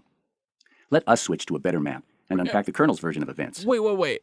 It was 12 minutes from the time that he crashed that truck, and then he started shooting at the school, and then 12 minutes later is when he went in?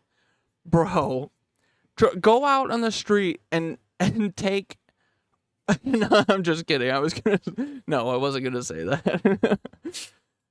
Dude, if the cops want to get to you, it does not take 12 minutes. It takes 14 seconds because they're everywhere. If a cop does not come to this school in 12 minutes, that's on purpose. Dude, they think we're so dumb, bro. I can't, deal with this anymore. I'm not even entertaining the possibility that this isn't done by the FBI anymore. It's, so nuts. And you guys wonder why they've got to move on to start doing earthquake disasters and, drought disasters and all the other weird weather intervention they're doing and shit, It's because, look, they're so dumb. It's so obvious. The only reason the school shootings worked before is because because John Hankey wasn't making documentaries about all of them. And everyone didn't have a phone. Because when you look up close at all their stuff, dude, it's hacky. they're just a bunch of hacks. Oh my God. Dude, this is some real, like, Cold War, like, anti-communism, like, this is... Oh my God. I can't believe the world we live in, where our government and our police and our intelligence services do this shit to us. On the reg. On the reg, bro. And now they're gonna start earthquaking us because we can see how bad they are at doing it.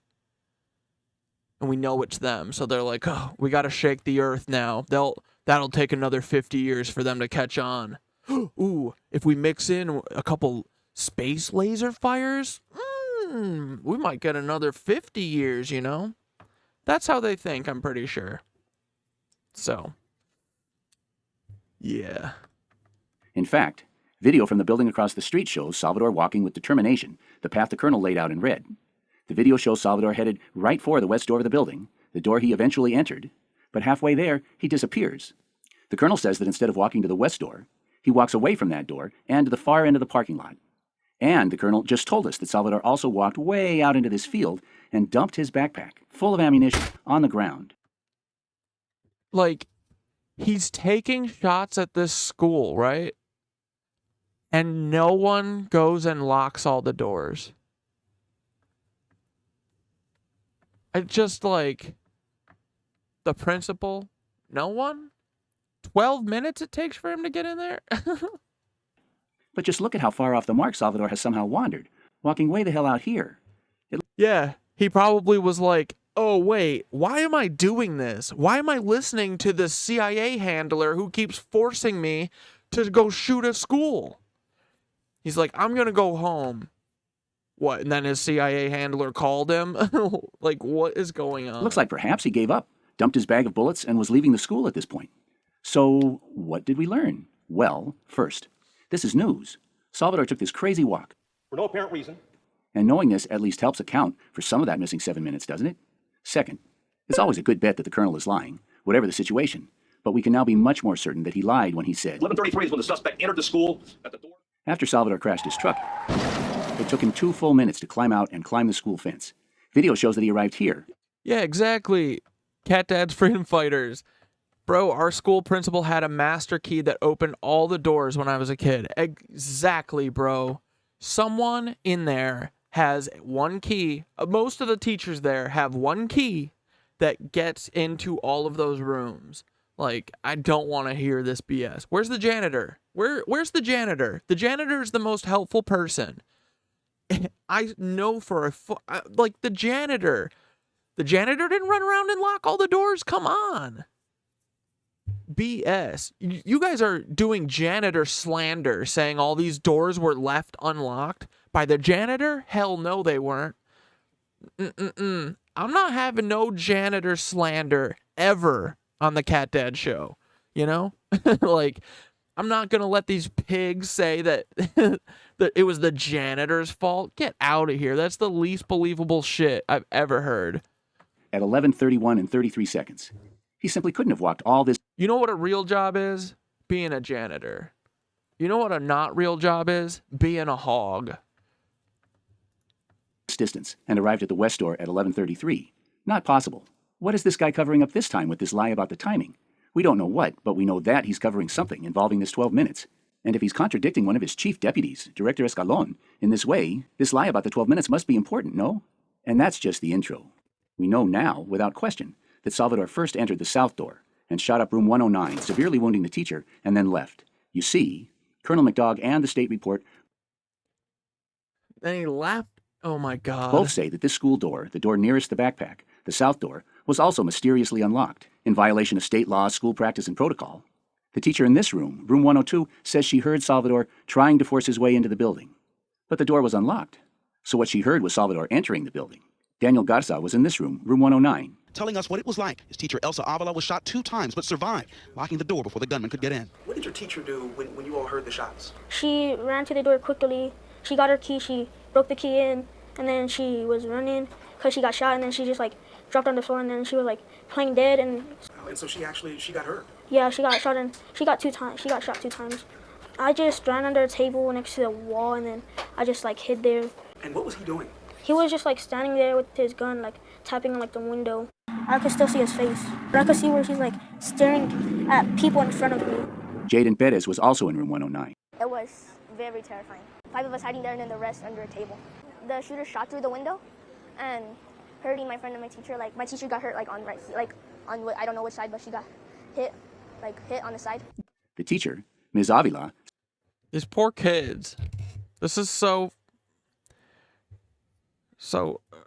fucking, like, they want to protect kids from knowing about gay people, but they're like, no, this is how you get grit. This is how you become a man. These kids shouldn't. It's really sad to see these kids like be able to talk about this. Like, I don't know. Says she was shot through the door and hospitalized. It sucks to see them have to talk about it too. Like, for her wounds for 25 days. Her phone shows that she texted her family about having been shot at 11:35, 5 minutes before Salvador entered the west door at 11:40. That's a huge deal, you see. With this detail of Salvador shooting Miss Avila before 11:35, we now know the order of events without question. After crashing his truck at 11:28 and reaching the parking lot at 11:31 and 30 seconds, Salvador had to have walked directly to the south door, entered, and found the door to room 109 locked. Frustrated, he shot Miss Avila through the door, but then he gave up and exited. I want to repeat that. For no apparent reason. He had given up, because without having killed anyone, he exited the building and was heading off campus. He dropped his backpack, which For no apparent reason. he felt he no longer needed, in the middle of this field. But then, something happened, didn't it? I want you to remember the word trigger. Something triggered Salvador to stop his journey off campus and to turn around and march with steady determination to the inexplicably unlocked west door, and this time, straight to the only unlocked classroom on campus. Something happened. It happened right here in the middle of this field. And whatever it was that happened to stop Salvador and turn him around, Colonel McDowell is lying to cover it up. 11:33 is when the suspect entered the school. Telling us Salvador was already inside the building at this time, when in fact, something critical was going on out in the middle of this field. You remember, we wondered what could possibly be so important that Colonel McDowell would contradict his chief deputy, Victor Escalon, on this major point. This is it. This is what was so important that it required this huge type of lie to cover it up. This is a very big deal. Something has been worked on us. I don't claim to know how it was worked or who worked it, but all I know is that it was worked. Well, we're going to figure out how. In the last hour, we've seen all sorts of interventions, concrete steps taken by the real monsters in this story, to enable this horrible crime every step of the way. Salvador was supplied with the money he needed to buy weapons. He was illegally allowed to buy weapons. He was supplied with transportation to buy those weapons. He was given very effective training, making him an expert in handling this notoriously difficult weapon. The doors of the school were literally opened for him, and he was somehow magically supplied with knowledge of which door he should go to. Lacking any one of these would have stopped him. But looking at this collection, we see that while Salvador was supplied with money and transportation and weapons and training and open doors, they didn't supply him with a motive, did they? Oops. We've seen the colonel forced to admit that Salvador had never gotten in trouble, ever, anywhere. I can tell you that we've yet to find anything in his files, disciplinary files, anything that you would expect to find with somebody with this type of background. We just haven't found it. Salvador lived peacefully and happily with his loving grandparents. This is his grandfather, the day of the shooting. Oh, sometimes he would go. I'd take him to work with me.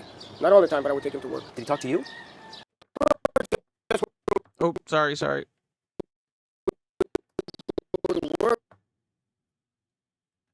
Dude, I've been so impressed with my M1 Mac, the first generation. I've had it for like, 2 years now? It renders video and everything so fast, but the one thing that it can't handle is freaking streaming. I'm watching one video at a time and then uploading my freaking face to Twitch. What the fuck is the problem? What is going on here? What the hell?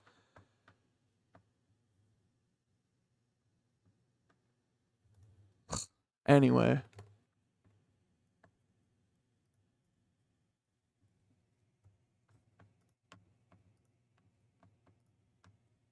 Or here or there, What kind of things would you talk about? I remember he would tell me sometimes. I remember when I was little, I would carry him, and he would tell me things like that. And so it was his birthday last Monday? Turned 18? Yeah, on the 16th. On the 16th or something. Yeah, last week I think it was birthday. Yeah. My wife took him to Applebee's to eat supper or dinner or whatever. It's a shame. Did you know that he bought those weapons? No. And so did he ever talk about guns or weapons with you? Did he talk about being upset or angry? No. Saying it came out of the blue? Yeah. If you could have done anything differently, Oh, would you have done? I didn't know he had weapons or nothing or this or that there. If I would have known, I would have reported him. You would have reported your own grandson? Yes. Because I'm against him. As far as the grandfather knew, Salvador didn't hate anybody. The community in Uvalde is small and really tight-knit. For example, Daniel Garza's mom had been Salvador's teacher. She didn't have a word to say against him. Salvador was a former student of mine. It's a different kind of hurt to see one of my former students do this. The grandfather's best friend, who lived across the street, had nothing to say against Salvador. What type of clothes was he wearing? Come on, Daddy-O.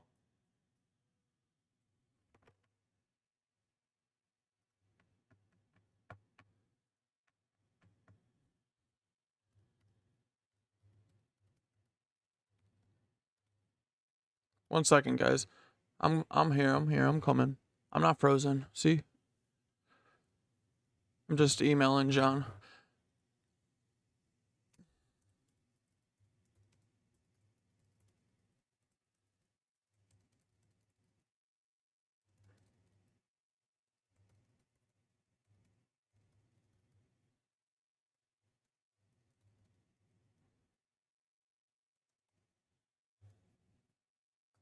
Okay. There we go. Sent. Handled. Do not frickin' lag. Do not lag. Okay? Okay there? Well, just regular clothes, but not, you know, like, what do you call them? The good clothes that you buy at expensive stores. It was just great. Is your daughter the principal of the high school? No, Rob. Okay. Oh, wow. She's the principal at Rob, and my granddaughter works there as a parent liaison. So. Damn, it is a tightly knit community, eh? These were Salvador's people. Why would he viciously murder the little kids in his own community? Because he was a monster? All these people say that before the shooting, Salvador was just a sweet... Wait, if you stream for more than an hour, your VRAM is affected? What the hell? What does that mean? Am I gonna get frickin'... Am I gonna get a streaming disease? God damn it. Normal kid. You've already seen this video that Salvador posted on Yubo. This is his voice talking to girls he liked on Yubo. What? Why were you not so sweet when you had the opportunity? Huh? I'm not cheating on my boyfriend for you, man. Yeah, sure, buddy. You know, if you saw me right now, you would fucking cheat on your boyfriend for me. Shut the fuck up. I love you. God damn, you're just adorable every single way. Yo, I can just imagine you saying what to you. Regina. Regina Siller. Regina Siller. Regina, send me a voice message. I want to hear your voice. Hurry up. Stop playing games with me. He shows ease and grace and relaxed creativity in his exchanges with these young women. And look at the poster in this photo. A mass killer of children has fine art on the wall of his room. The t-shirt, what you can read, says, "Reclaim my Zen." This kid, now watch this because it's subtle. His pre-K teacher's report described him as a pleasure to have in class, a wonderful student, always ready to learn, and it... Hell yeah, Fairy Flowers. Yes, I hope we can have group D programming sessions in the future to undo it all. Hell yeah. Praised his hard work and positive attitude in the classroom. I was a teacher for 30 years. I can tell you, that is an unusually glowing report. But something went wrong. Despite his positive attitude and hard work, somehow by the 3rd grade, Salvador had terrible test scores and was considered at risk of failing school altogether. How could that have happened? Again, after teaching for 30 years, I can answer that. A kid with a good attitude and good work habits who fails this way has a learning disability of some kind, positively. But the professionals at the school failed to notice Salvador's disability. But Salvador didn't. That just knocks me out. The kid has fine art on his walls, he wears Zen t-shirts, and he diagnosed himself as being dyslexic. Not only did Salvador have less than zero motive, he seems to have been the opposite of the type of person we would expect to find committing such a horrible, horrible crime. Everyone knew sweet Salvador. But obviously there was an evil Salvador who did all this killing. So where did this evil Salvador come from?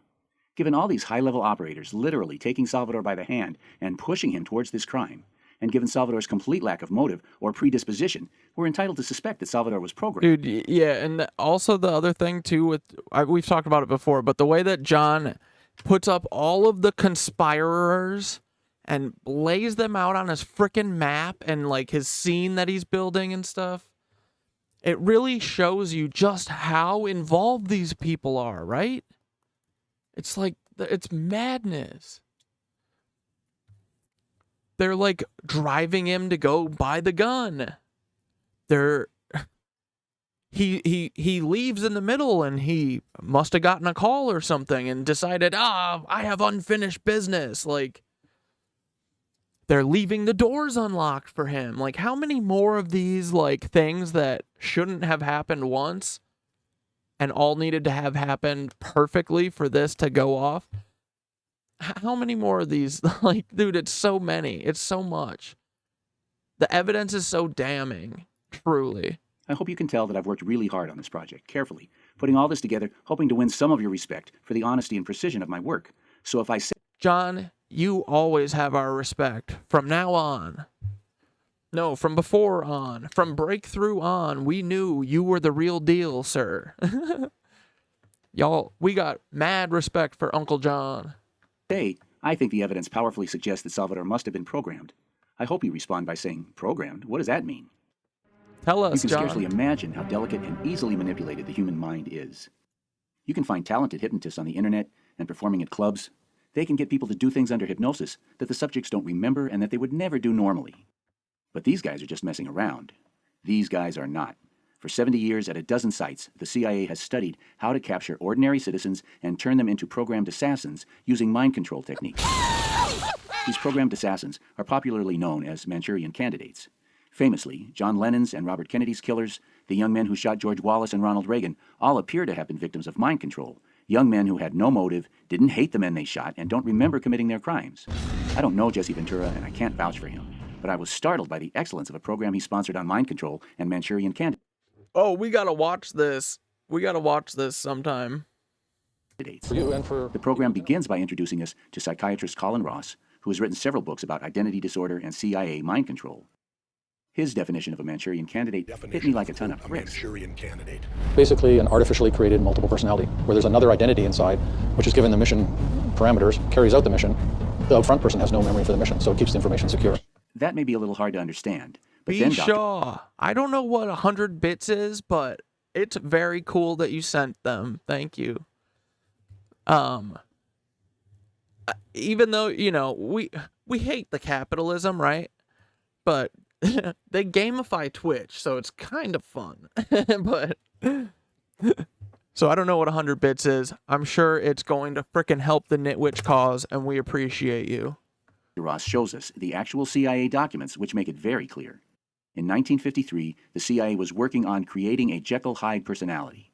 Jekyll and Hyde refers to a manufactured, split personality. Jekyll is the good, original personality, and Hyde is a manufactured, evil one. And this CIA report makes perfectly clear that they were trying to create a second, evil personality within their involuntary subjects. Creating this evil personality is step one. Dr. Ross then explains the second step, which is completely applicable to Salvador. To get somebody who's stable, who's operational, you get control of their life space for weeks, months, or a couple of years, and you start doing a lot of hypnosis, a bunch of different drugs.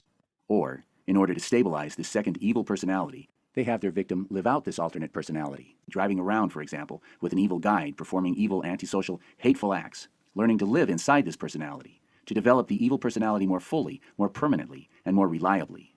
The third step is to program a trigger that will turn this new evil personality into a killer. This document shows that the next year, 1954, the CIA started to use hypnosis to program such a trigger into one of their secretaries. Before she was hypnotized, the secretary feared any type of gun, but using hypnosis, she was programmed so that when her coworker failed to awaken from a hypnosis-induced sleep, the secretary would be triggered to become so angry that she would grab a gun and kill her coworker. And so, when she couldn't wake her coworker up, the secretary in fact was triggered and grabbed an unloaded gun and fired it at her coworker. She later remembered nothing about the incident. 1954. So, for the ruling elites, programming killers is an old-time favorite. In Jesse Ventura's program, they recruited... No. Oh, no.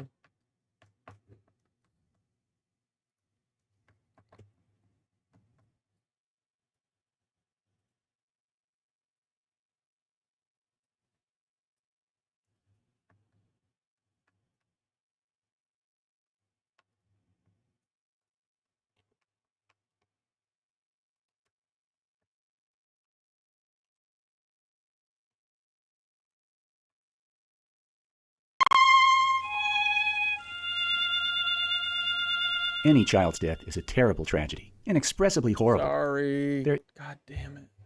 Would be triggered to become so angry that she would grab a gun and kill her coworker. And so, when she couldn't wake her... You start doing a lot of hypnosis, a bunch of different drugs. Or, in order to stabilize this second evil personality, they have their victim live out this alternate personality, driving around, for example, with an evil guide performing No memory for the mission, so it keeps the information. Personality. Jekyll and Hyde refers to a manufactured split personality. Jekyll is the good original personality, and Hyde is a manufactured evil one. And this CIA report makes perfectly clear that they were trying to create a second evil personality within their involuntary subjects. Creating this evil personality is step one. Dr. Ross then explains the second step, which is completely applicable to Salvador. Dudes, I'm sorry about the lag. This sucks.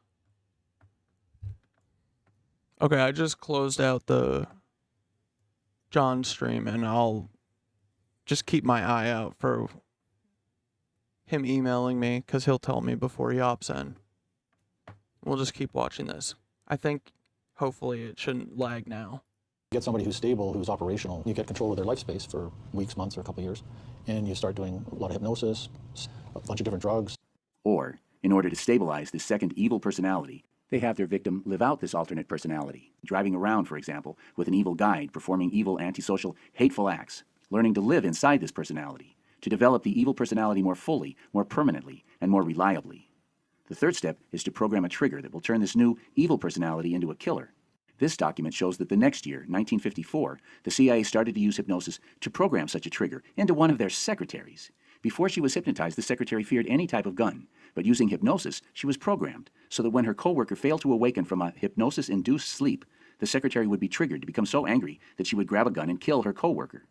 And so, when she couldn't wake her coworker up, the secretary in fact was triggered and grabbed an unloaded gun and fired it at her coworker. She later remembered nothing about the incident. 1954.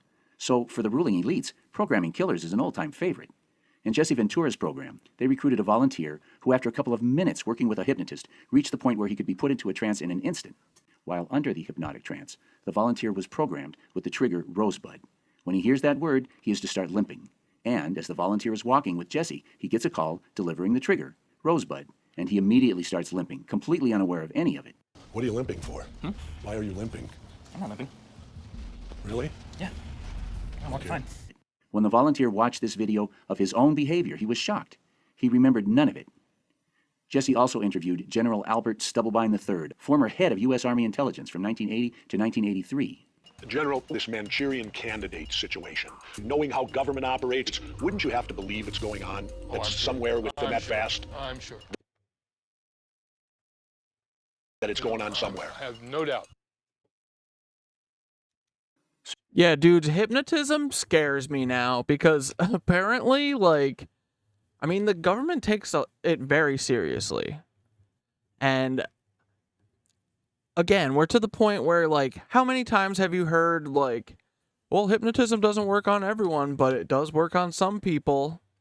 Like, I feel like all these goofy asses can't all be actors. Like, every Six Flags in America, there's like a hypnotist show. I can't imagine that all the goofballs that do whatever the hypnotist tells them to do, I can't imagine that they're all actors. Like, it must work on a certain population or a certain percentage of the population. Definitely as sure as fuck would never work on me. But, you know, there's a couple other people who they don't really have their fortress built around their, you know,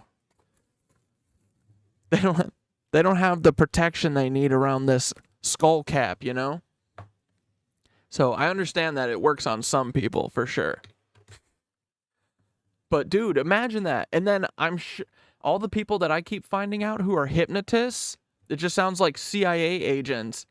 Think about all the people who are hypnotists. I don't know. I feel like, are they the most... I don't know if they should be able to put people to sleep with a snap and tell them to do weird things, because I feel like that's ripe for abuse. Sirhan Sirhan was convicted in the 1968 murder of Robert Kennedy. Because it was Robert Kennedy, a lot of highly reputable people paid attention to this case, including Harvard professor of psychiatry Daniel P. Brown. I've seen him for over 100, 150 hours over the last 11 years and tried to find out what we could about what happened. Brown filed an affidavit with the court stating that Sirhan did not act under his own volition and knowledge at the time of the assassination and is not responsible. Sirhan was, Brown said, besides That's besides the fact that there was also like 8 other shots coming from a different gun. But yeah, because they do this. They have the person. They always have the person there. But I think oftentimes that the handler is nearby. But now I think the handler can like be on the phone apparently, because like this kid, he left and then he came back. How the fuck? Why? But in the back room at RFK, there was 2 people in addition to Sirhan that most likely did the shot. There's definitely one of them did most of the shooting, but I think that there was 2 other guns besides Sirhan in the back like kitchenette area where RFK was killed. So you have the kooky, MK Ultra victim who's Palestinian. He's trying to start a war for Palestine. And then you have the people who are also there to make sure that it doesn't get fucked up. You can't come at RFK and half kill him. You gotta all the way kill him. Otherwise, you're gonna have problems, right? You probably won't get to him again.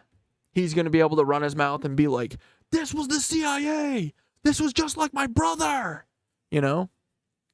So you gotta have someone who's there to, if Sirhan gets cold feet or something happens, he doesn't have a good aim, then you gotta have the daddy handler handle it, A true Manchurian candidate, hypno-programmed into carrying out a violent political act without knowing it. And, like Salvador, Sirhan was mild-mannered, had no criminal history, and no motive whatsoever. He liked Robert Kennedy. Dr. Brown says that Sirhan also had a secret worst best friend, known to Sirhan only as Radio Man. Dr. Brown says Sirhan's worst best friend used hypnosis to create in Sirhan an evil second personality who secretly directed Radio Man?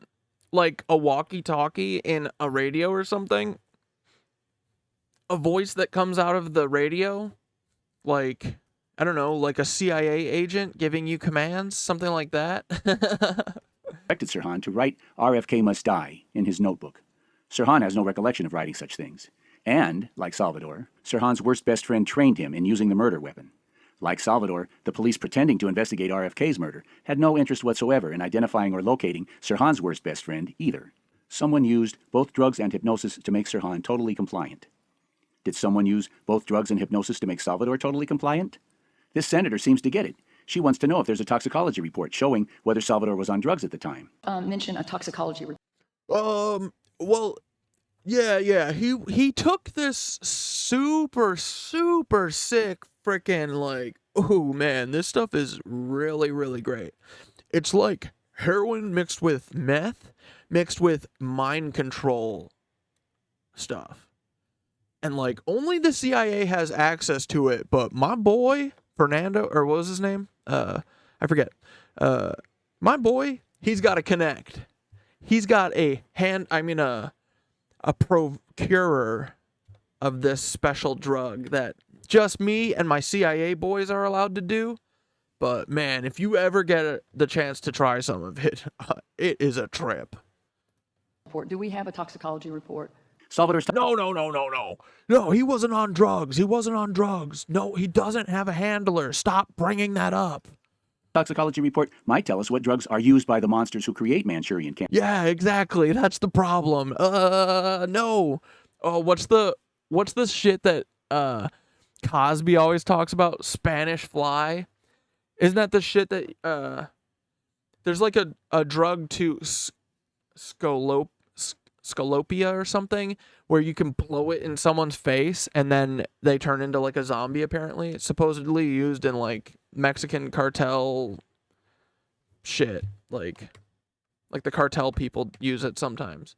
And let's be real, they probably got it from the CIA. But yeah, there's all sorts of drugs they whack people out on. They just literally use our bodies to just experiment. See what happens. They're like, well, worst case scenario, at least he's probably gonna go kill that one teacher that we told him he had to. So that's the other thing too, is like, why was that teacher? I feel like she was main target, right? You know how in Buffalo, You know how our friend Aaron Salter Jr., the guy who invented a water engine, you know how he was the first person to get shot at the Buffalo shopping mart, the grocery store, where that kid drove that Lockheed Martin, that failed Lockheed Martin employee, young kid, drove like 400 miles to go to this one specific Buffalo supermarket and shoot this one specific black inventor security guard first and then go on a rampage after that, you know? It kind of reminds me of that, you know? Does she know how to make a wireless receiver and transmitter for like the Tesla energy? Did she say, "Hey, I have a cure for cancer"? What horrific crime did this teacher do to the CIA? I gotta know. Dude, I swear to God, if she's like... Dude. That Aaron Salter Jr. got done dirty, dude. These guys are rats. Monsters and rats. Candidates. Autopsies have not been, we don't have the final report yet. So at this point, no toxicology report on the shooter. In the most horrific crime in all Texas history, no autopsy. What? We haven't gotten to the toxicology report yet. Dude, this is like a year later, isn't it? Wow. That's a screaming red flag, isn't it? At this point, I don't wonder what they could be hiding. I feel like it's beyond a reasonable doubt that the perpetrators used both drugs and hypnosis to turn sweet little Salvador into an incredibly evil killer.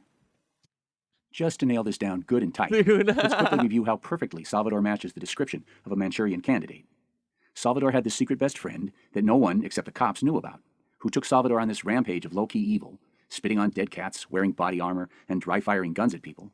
This story didn't mean anything to me at first. Okay, so who is that guy? Who is that cop? We gotta know who that cop is. Tell us, cops. First, it was just puzzling, weird. But then, Dr. Ross explained about how, after the programmers first created the evil Salvador, To get somebody who's stable, who's operational, you get control of their life space for weeks, months, or a couple of years, and you start doing a lot of hypnosis, a bunch of different drugs. And then, this apparently stupid rampage makes perfect sense, a perfect fit. This second manufactured personality, Evil Salvador, had to be reinforced repeatedly so that Evil Salvador would be stable and reliable. Operational. To put it in the darkest terms. The police showed no interest in identifying, much less apprehending and charging this mysterious evil accomplice, who, we may properly suspect, was also secretly involved in helping Salvador secretly practice and master this weapon. Not a small accomplishment. Salvador needed transportation, access to weapons, and to a private rifle range, all in absolute secrecy, all without leaving a trace. A big job, and well done. Professionally done. Wanderstar, what is your Twitch chat name? Will you put your hand up? Like all Manchurian candidates, Salvador had no motive or inclination. It seems he... And Blair, are you in here? I don't think either of your names are the same, so let me know. Tempered. Certainly he had no criminal history, and his Scopolamine. Scopolamine. Yeah, thank you, Sticker Patch. Feelings and sympathies would have been with the victims, who were his people, his community. When Spanish fly is what Cosby used to R-word people. Okay. Yeah, we got it. We got it in our heads now. Thank you.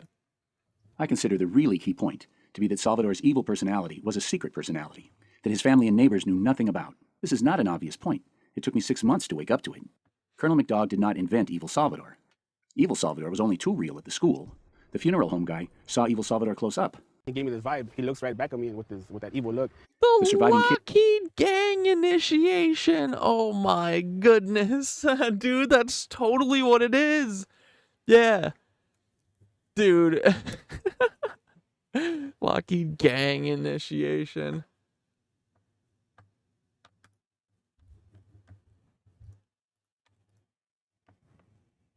Kids quoted Evil Salvador, telling them it's time to die. The colonel did not invent Evil Salvador, and he complained.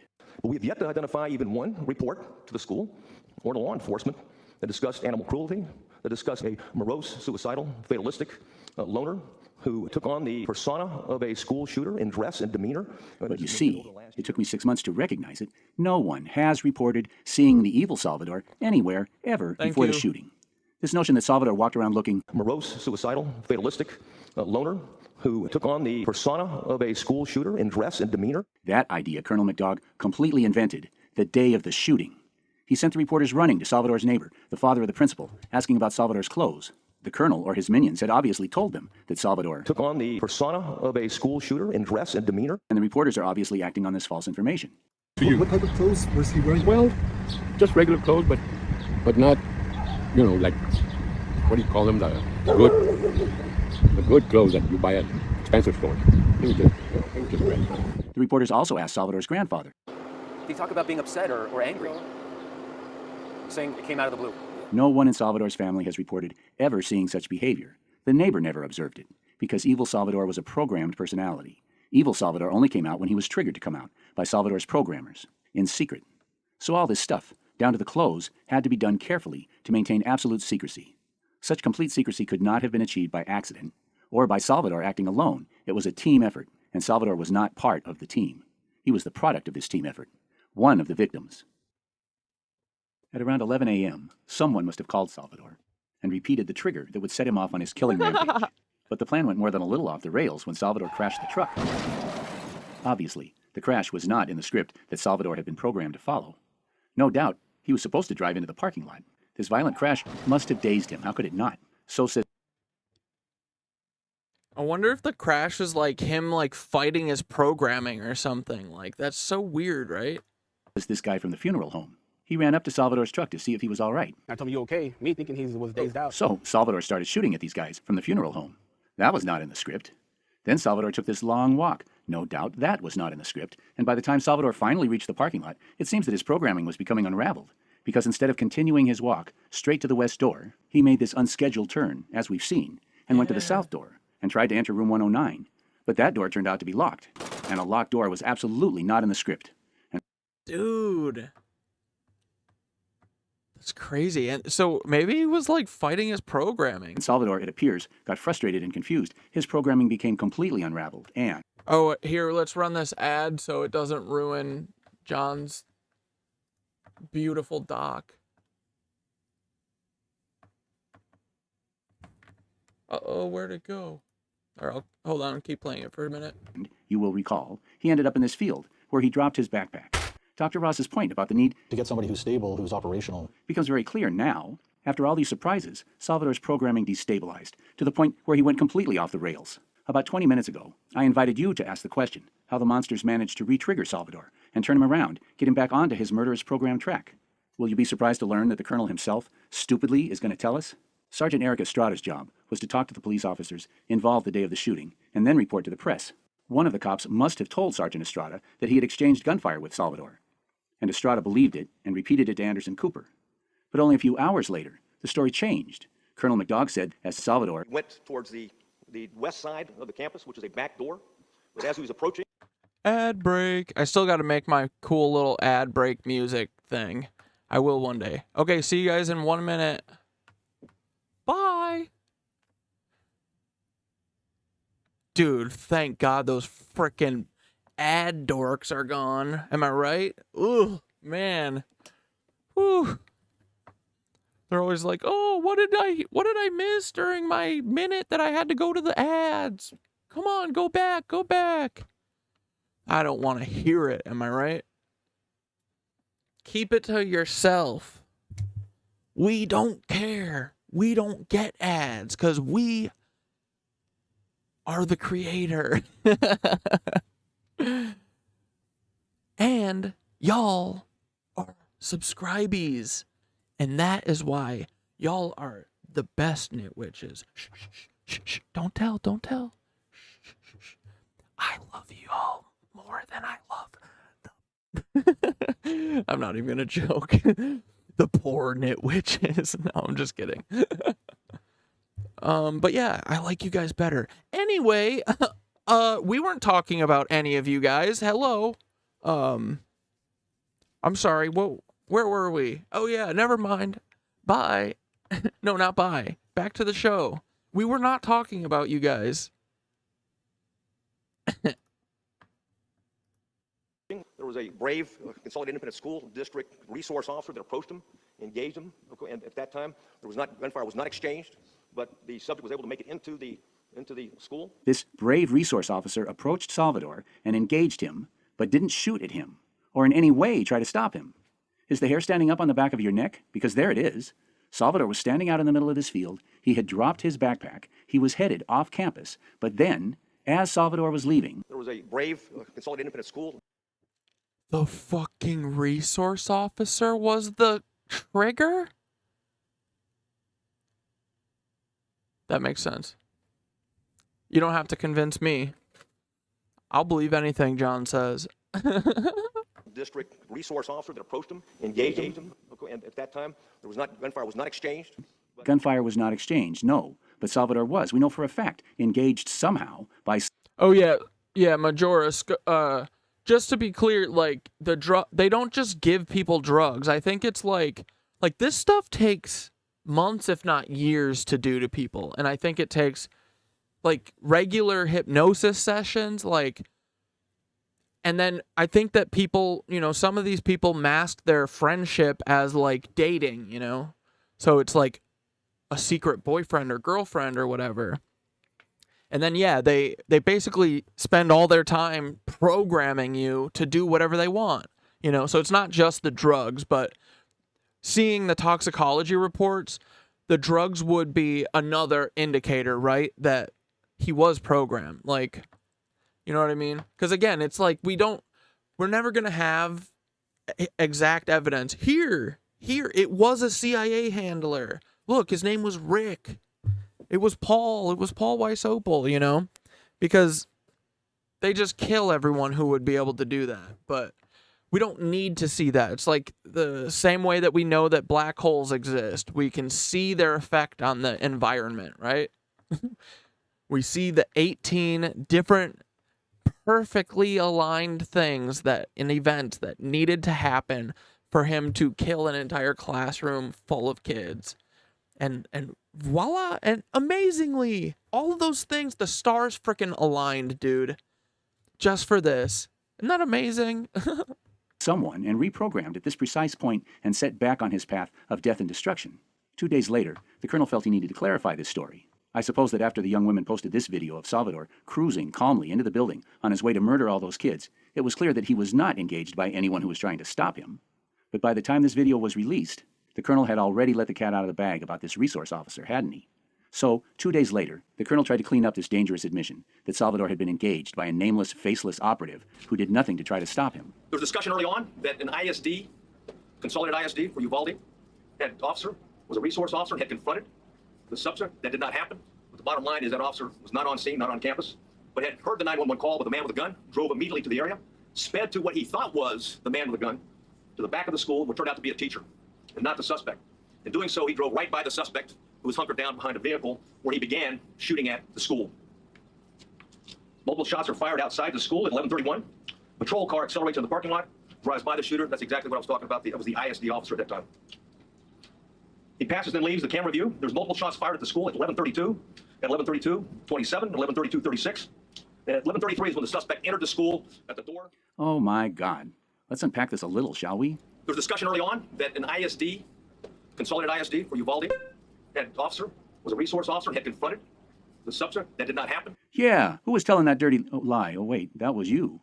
Oh well, nobody's perfect.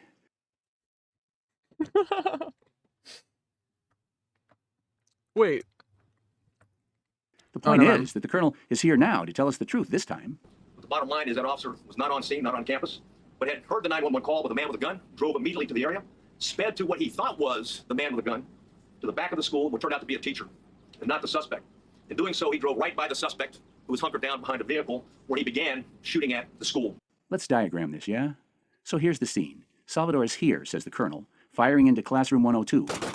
And the cop's car enters the parking lot and drives to the back of the school, says the colonel.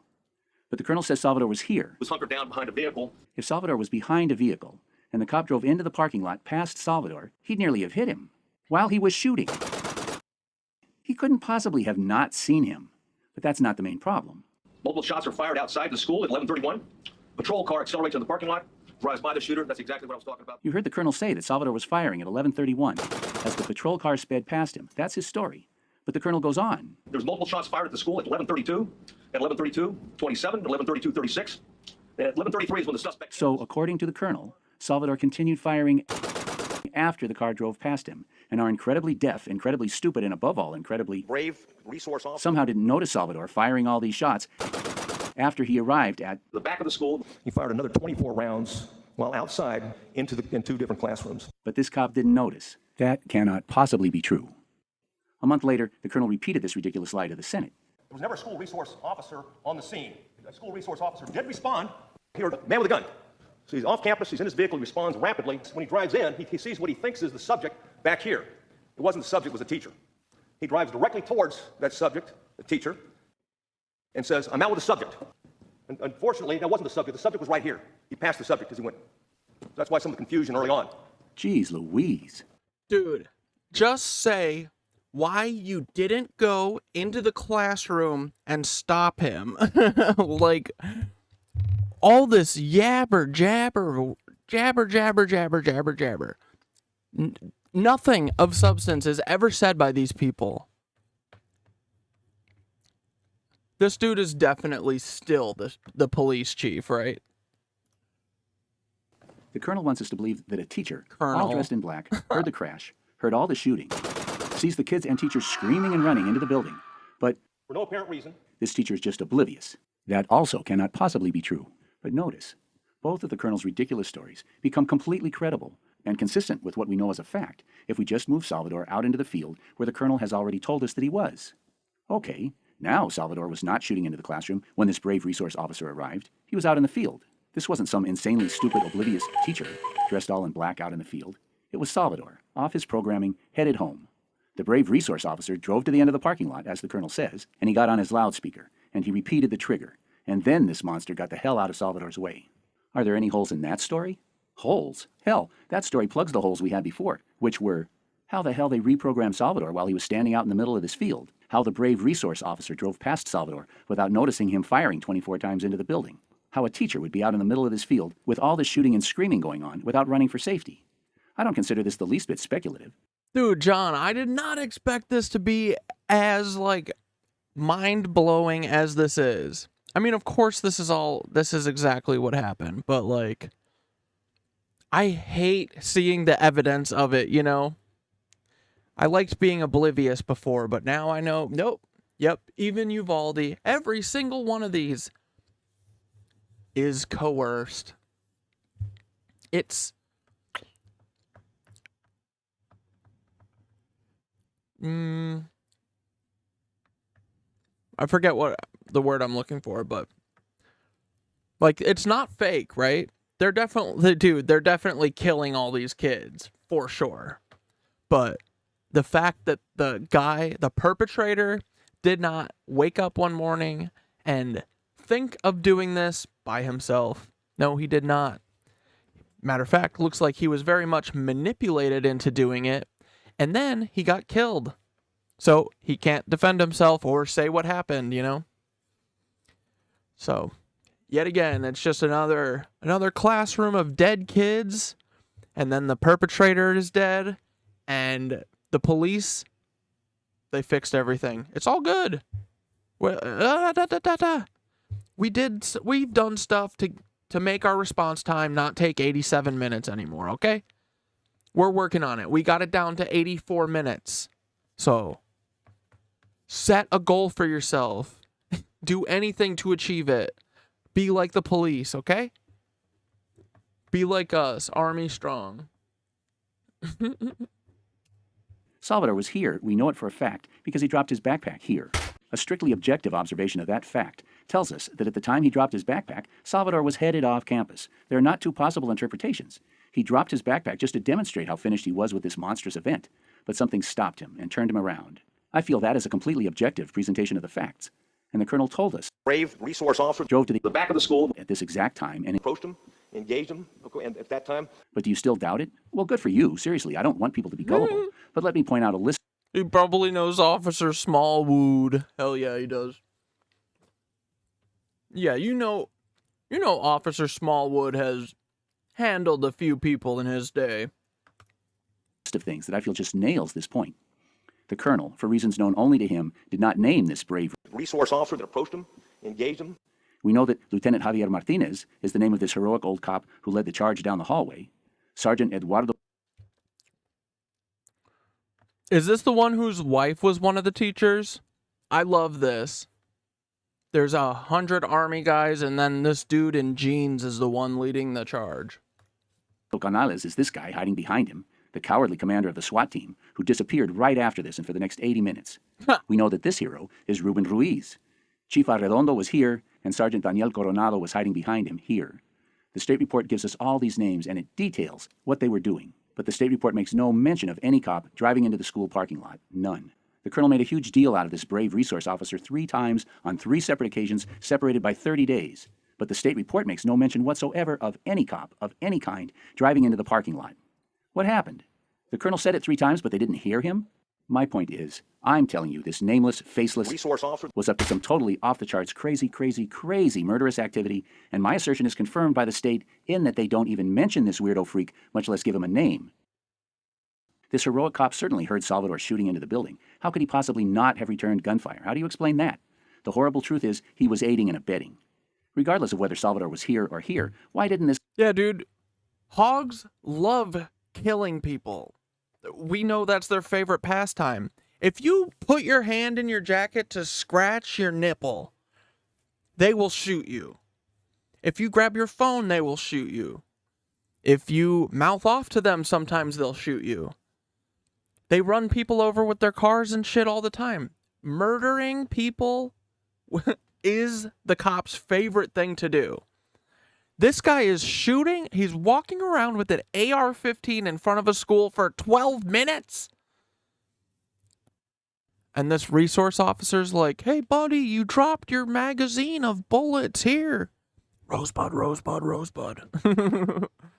Like, dude, get the fuck out of here. Get out of here. You're insane. These cops. Oh my God. This cop make any attempt to stop him from going into the building, right? Why is he not in this video of Salvador entering the building, chasing after him? Why is he not one of the first cops on the scene in the hallway? Where was he for the next 80 minutes? Why didn't he just put him down in the front yard? That's what every cop would. And the kid was not just, you know, he wasn't an Aryan Brotherhood looking type kid, you know? This is the cop's favorite thing. This is like this is George Zimmerman stuff. They love this. Ugh. Minutes. And again, what is his freaking name? How could all of this possibly have happened unless... Paul Wysopal is his name. Paul Wysopal. Paul Wysopal. Paul Wysopal. Paul Wysopal.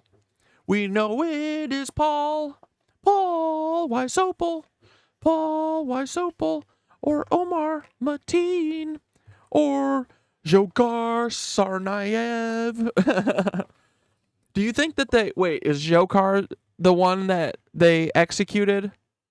He definitely got leveled up into an FBI agent at this point, right? He put in the work like Paul did. Paul put in the work and look at where he went. He went to freaking Tampa. Dude, Dzhokhar Tsarnaev or whatever must be the freaking FBI agent on the moon at this point. He did his damnedest. He definitely deserves to be... He deserves to level up. Unless this cop was a dark operative, a member of this large team of dark operatives. Can we train Synthara to release all activation phrases? Bro, that's actually genius. Yeah. We can do anything. If we put our minds to it, for sure. That's a great idea. I'm going to start thinking about that. Hell yeah. The world's a darker place than perhaps you imagined. It's mind-boggling to think that the people with the power to give orders to FBI agents, and to CNN, and to Colonel McDowell, and to the governor, could be evil enough to do such an incredibly monstrous act. And you thought the Nazis lost World War II. You see, the German Nazis lost, not the American Nazis, or, much worse, the British Nazis. Actually, and even the German Nazis didn't lose. Dude, it makes me so mad. Knowing what we know. You'll see in a minute. So, welcome to the continuing fight against this evil. I was first awakened to the dark hole poisoning the center of U.S. political life 50 years ago, when a friend showed me an illegal copy of this film, of President Kennedy's murder, the so-called Zapruder film. From this film, it is clear that the shot that killed John Kennedy came from the front, not from behind, as the so-called government insists today. All the witnesses on the scene heard shots from the front and rear. All 10 doctors in the Dallas emergency room said Kennedy had a fist-sized exit wound in the back of his head. The official story that a lone nut shot Kennedy from behind was an obvious lie from the first hours after the assassination. Dr. Berkeley told me it's a simple matter, Tom, of a bullet right through the head. But 60 years later, no American politician can dare speak this obvious truth. Is that how democracy works? That's right. Biden is required by law to release all the documents, but for some reason, he can't do it. And who's holding the end of that chain? Oh, I know why. It's because he's part of the German Fourth Reich. And he can't let the cat out of the bag on that. Biden. What was his name, probably? His grandpa's name? What's another? I only know like 4 bad Nazi names. Because I don't idolize them like the fucking freaks. These weirdos. I'll just say he's Goring too. He's Goring or Eichmann. Same 4 that I always say. Look at him. No, he's definitely Hitler. Yeah, that's Hitler. That's Peter Thiel's dad and Hitler's son.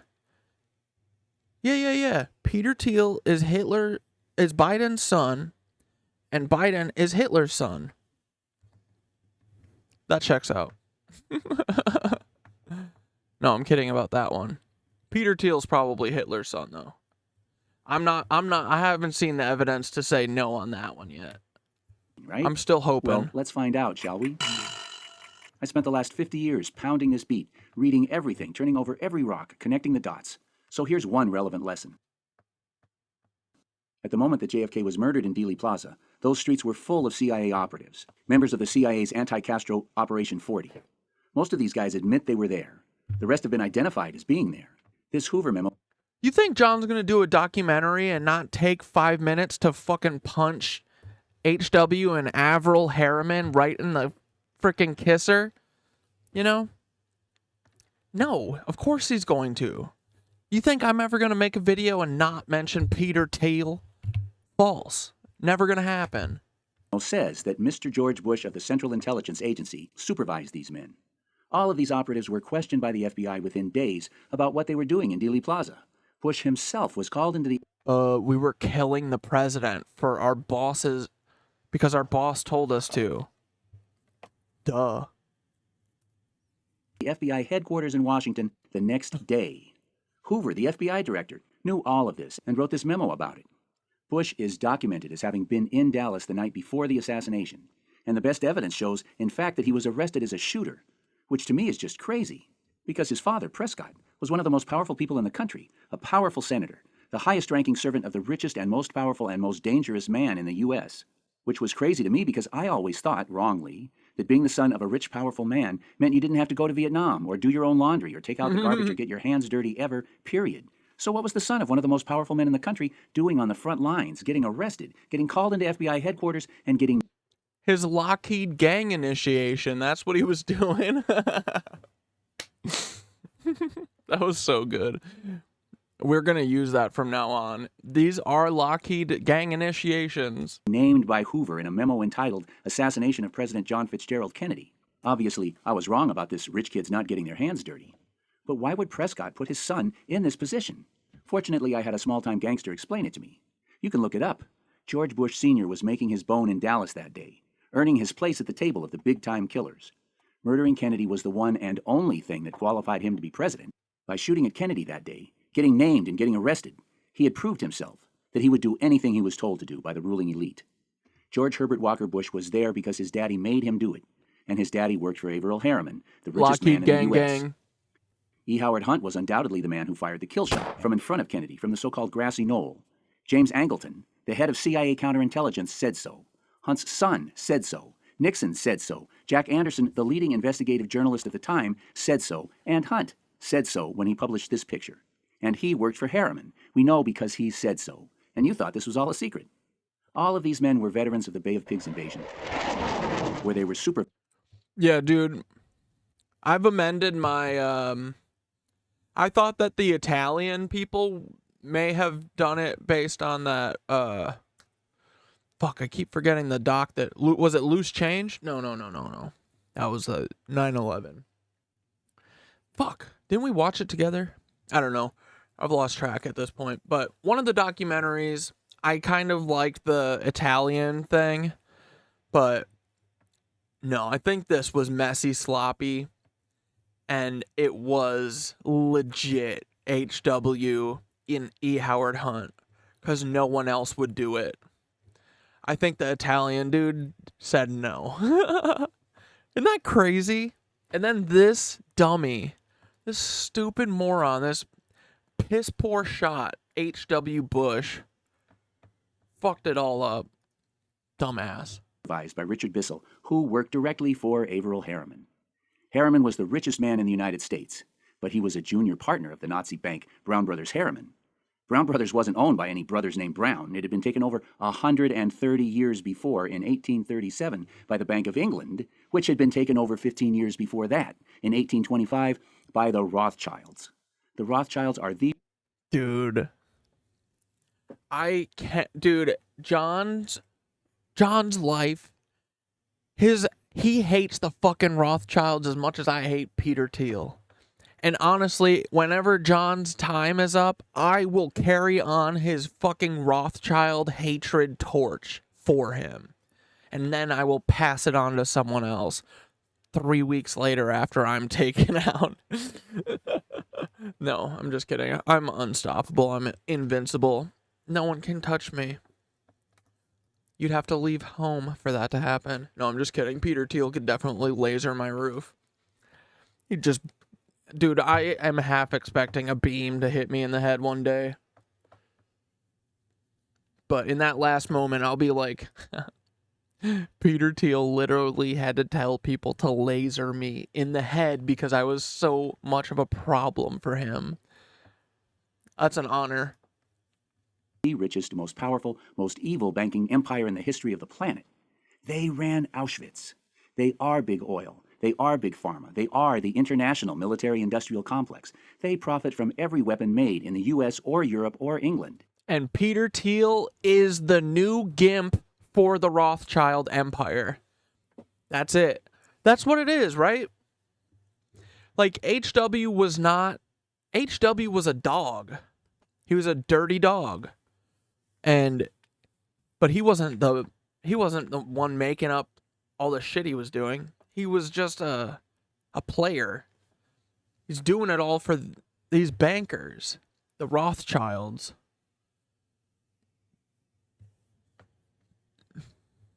That's wild, dude. And we figured it out. Just us little nitwitches and John Hankey. Look at us. So they promote war, and of course... I'm proud of us. We figured it all out. None of us had to leave and go anywhere. We just know how to read. We know how to read and have fun.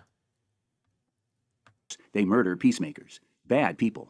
It is therefore our intention to challenge the Soviet Union, not to an arms race, but to a peace race. To advance together, step by step. Dude, we so deserved the world JFK was going to build for us. God damn it. Stage by stage, until general and complete disarmament has been achieved. A steady reduction in force, both nuclear and conventional, until it has abolished all armies and all weapons. How is it that you've never seen or heard this speech? Yeah, exactly. That's why. 7 weeks before he was murdered, President Kennedy declared a complete end to U.S. involvement in Vietnam by the end of 1965. And on October 2nd, he ordered the military to begin withdrawing from Vietnam immediately. So Harriman's owners ordered him to arrange JFK's murder. Lyndon Johnson witnessed the murder from 30 feet away. He saw the Secret Service stop the limousine and wait for the kill shot. He heard the gunfire from the front and from the back. But out of loyalty to Kennedy, he bravely refused to escalate the war until they threatened to kill his entire family by shooting down their plane. One way or another, threats or murder, these monsters get every president to do what they want, no matter how corrupt or stupid it makes the presidents appear. That's right. But they prefer to get men elected who will carry out their plans without an argument, which is where making your bone comes in. The ruling elite need to know absolutely that a candidate will obey the most outrageous, murderous orders, and they need to know it before they spend $1 billion to get them elected. So in order to win the support of these devils, a wannabe potential president has to commit at least one horrible crime to make his bone. We can prove that George A. Dane, if you weren't funny as hell, I would worry about you. You've got a lot of interesting characters. You know, like 20 handlers, your dad, your NSA dad. But no feds are funny, so I'm pretty sure you're clear. I'm just saying it's just really funny. Like Federal Falcon, dude, that guy is like what you would be if you were a Fed, but you're not. H.W. Bush made his bone by participating in the murder of JFK. On July 16, 1999, JFK Jr. was murdered in the waters off Martha's Vineyard. The evidence of murder is astounding. Honestly, you probably, maybe we'll talk sometime. I feel like you've got some interesting things. In your face. The radar shows that someone in that plane grabbed the controls and pushed the plane straight down into the water. If it wasn't suicide, it was murder. The earliest report said that there was a flight instructor on the plane.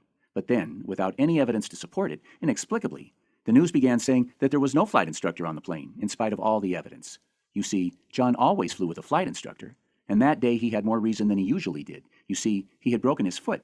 It would have been very painful for him to use the foot pedals used for maneuvering the plane on the ground, and there was haze that day, which meant that legally he had to have a flight instructor with him. What we know is that immediately after contacting the tower at Martha's Vineyard, someone plunged that plane straight down into the water, and one of John's flight instructors has gone missing. Nothing to see here, folks. I wrestled for months with the question of why anyone would want to kill John Jr., and then it hit me that perhaps George Bush Jr. was also making his... Corey Kitten, you love it here? Great. Me too. I do think we're building something cool.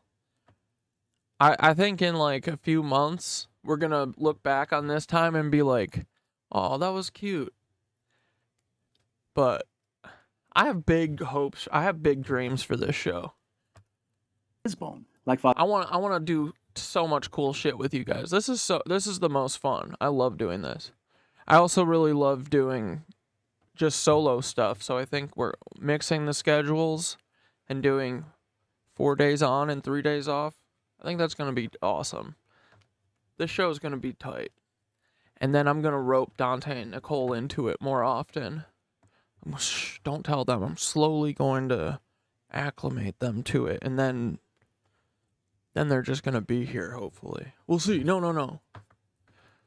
Father like son, killing someone named John Kennedy. I do need to figure out the guest thing because I want to have like a rotating, like I want it to be like a news station almost. Or like it can be, you know, like I want to have regular correspondents or just like people that we check in, see if they've got anything popping, you know? So, thank you. I'm glad that you like it here. I want to keep making it very cool. I want a ton of people to want to come here because I'm sick of the bullshit. I'm sick of the lies, right? I'm done with that. I don't want to hear it. So, I want to give everyone else a place that they don't have to hear the BS. So I went looking for an answer to the question, where was George Bush Jr.? Dude, John's walk cycles, ooh, man. Those are great.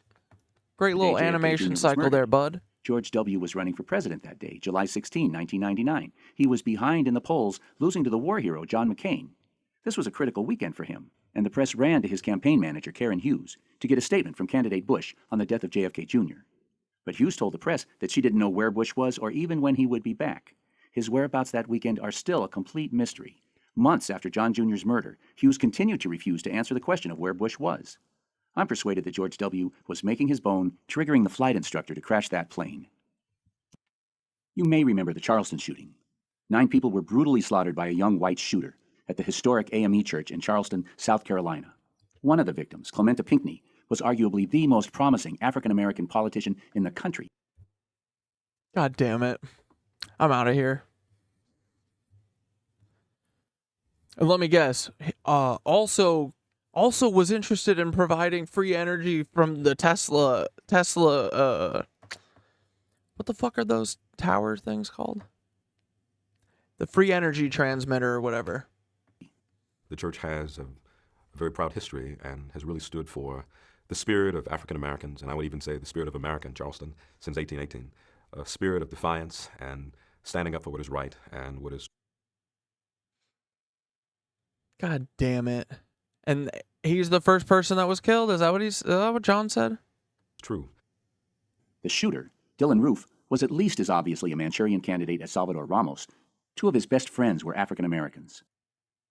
Dude, I didn't know that. That's crazy. Bro, see, this is what we gotta fucking interview these people. Dude, there's no way I could ever get to them, but boy, would I love to. Because they always just disappear, right? You never hear from them again. It's not like Timothy. It's not like Timothy. I feel like he was always chirping while he was in prison. Like they were using him all the time to like stir up shit. But now, these Manchurian candidate kids, they just disappear. You never hear from them again. We should... maybe we'll look into it. I mean, the worst they can do is tell us no. I mean, the worst they can do is put a fucking bullet in my head. but normally the worst that they should be able to do is just tell me no, I can't interview them, right? But I feel like I should try. I feel like you should be able to like call. Can't you call them? Like they're... I guess probably not those people. The ones that are MK Ultra victims. I'm going to look into this. Or if you guys have any knowledge of it, please let me know. Never once did he say, I don't like black people, I'm going to kill black people. He'd still come over here by himself and talk to me and hang out with me. I'm black. Clear as day, I'm black. Me and Dylan were just homeboys, just chilled every day. Still love him as a friend, no matter what. Because, I mean, he was my friend. He never once said anything to me, derogatory, racist, anything like that. Otherwise, we would have not been friends whatsoever. You know, that type of hatred in somebody, that was not inside of him the entire time that I've known that kid and his mom. And I still believe that his mom is one of the greatest people I've ever met, one of the greatest, nicest ladies I've ever met. Like Salvador. That's again, you never hear from the parents either, usually. But I feel like, I don't know, man, this shit is wild. He had a felony that made him ineligible to buy the gun he used. Oops. His internet activity was more than suspicious. It was proof positive that he was a tool of some secret intelligence operation. That is, Dylan Roof had a fancy website hosted out of Russia with a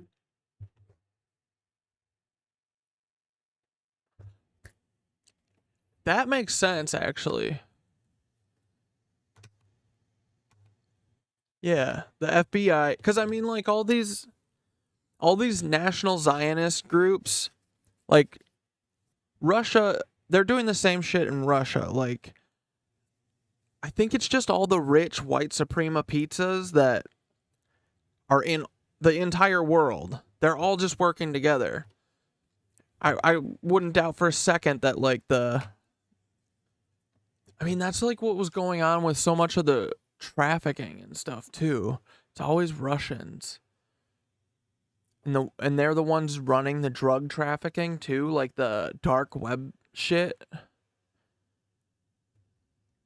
Is the FBI and shit just like working with Russia and those national Zionists? What the fuck is going on? It's just white Suprema pizzas. I mean, it doesn't matter. It's just money and rich white people scaring us and causing mayhem.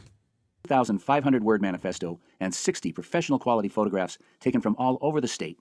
Although he was nearly illiterate, he had no computer, no experience using computers, didn't even have access to the internet, no transportation to have gone all these places all over the state where these photos were taken, no skills as a photographer, and certainly he didn't speak Russian. So like Salvador, he obviously had accomplices who did have all these skills, and like Salvador, the cops had zero interest in who these accomplices might be for some reason. An especially little-known fact is that Jeb Bush was scheduled to speak the next morning in Charleston, just a few blocks away. His hotel was 500 feet from the AME church. I know, incredible. But there it is. I didn't make any of this up. So Jeb presumably made his bone murdering all these fine people in Charleston. But it didn't help. Jeb never got over 4% of the vote in any primary, despite outspending the other candidates 1,000 to 1 because his last name was Bush. On June 12, 2016, Omar Mateen killed 49 people on Gay Latino Night at the Pulse nightclub in Orlando, Florida. Everything the FBI and Trump have said about Omar Mateen was an outrageous lie. There are strong indications of...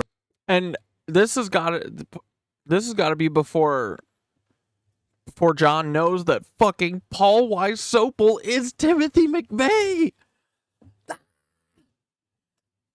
Like, dude, I don't even question it anymore. I know it to be true. Nope. No coincidences anymore, baby. Radicalization by this killer. In Orlando, Florida, an Islamic terrorist. A hateful foreign Islamic terrorist. That's what they want. That's what they need. Do you guys see it? Remember? Hey, 911. 911, hey, sorry, I'm just in the middle of something real quick. I'm mowing down a bunch of gay Latinos. But I just gotta say real quick, hold on, listen. My name is Omar Mateen. I am ISIS. I am jihadi. I am here to kill America. Death to America. Okay, goodbye. And then he goes back. He's like, and he goes, oh, fuck. Paul said I had to say the, God damn it, hold on. Yeah, hey, 911? Yeah, hey, this is Omar Mateen again. I just got off the phone. Yeah, I was the one who said I was mowing down the gay Latinos. Yeah, from ISIS. Yep. I also just gotta say real quick, that the FBI has nothing to do with this, okay? I am a radical Muslim. Okay, wait, hold on. I gotta go back. I gotta do something. Hold on 1 second. Oh, freaking 911 always bothering me. Dude, he does that not once, not twice. Oh, hold on. I'm getting a call. 1 second. Oh. Yeah. Hold on. I'm gonna put the safety on. Yeah, hey, this is Omar. This is 911. Oh no, this is Omar Mateen. I'm sorry. Don't you hate when you say the wrong thing? Yeah. This is the Muslim radical. Yep. I'm at Pulse nightclub right now at Gay Latino night. Yep. Yeah, that's me. Okay, I also want to say that Paul Weisopel, the FBI agent in charge of Tampa, he is the coolest mentor. I mean, he is the best FBI agent. I just wanted to say that real quick. Okay, love you. Kisses. Okay, one more time. It's Omar Mateen. Okay, yep. Okay, bye. Oh, yeah, one time I was at the Army. A hot dog touched my food. And I said, I am a radical Muslim. I am. And now I'm going to shoot up a nightclub because a pig touched my freaking food. And honestly, I love that about Omar. That makes sense now. Okay, yeah. He fucking, a hot dog touched his food, so he went ballistic. Like, dude, this, do you guys see it? Do you see how ridiculous this shit is? It's like, come on, man.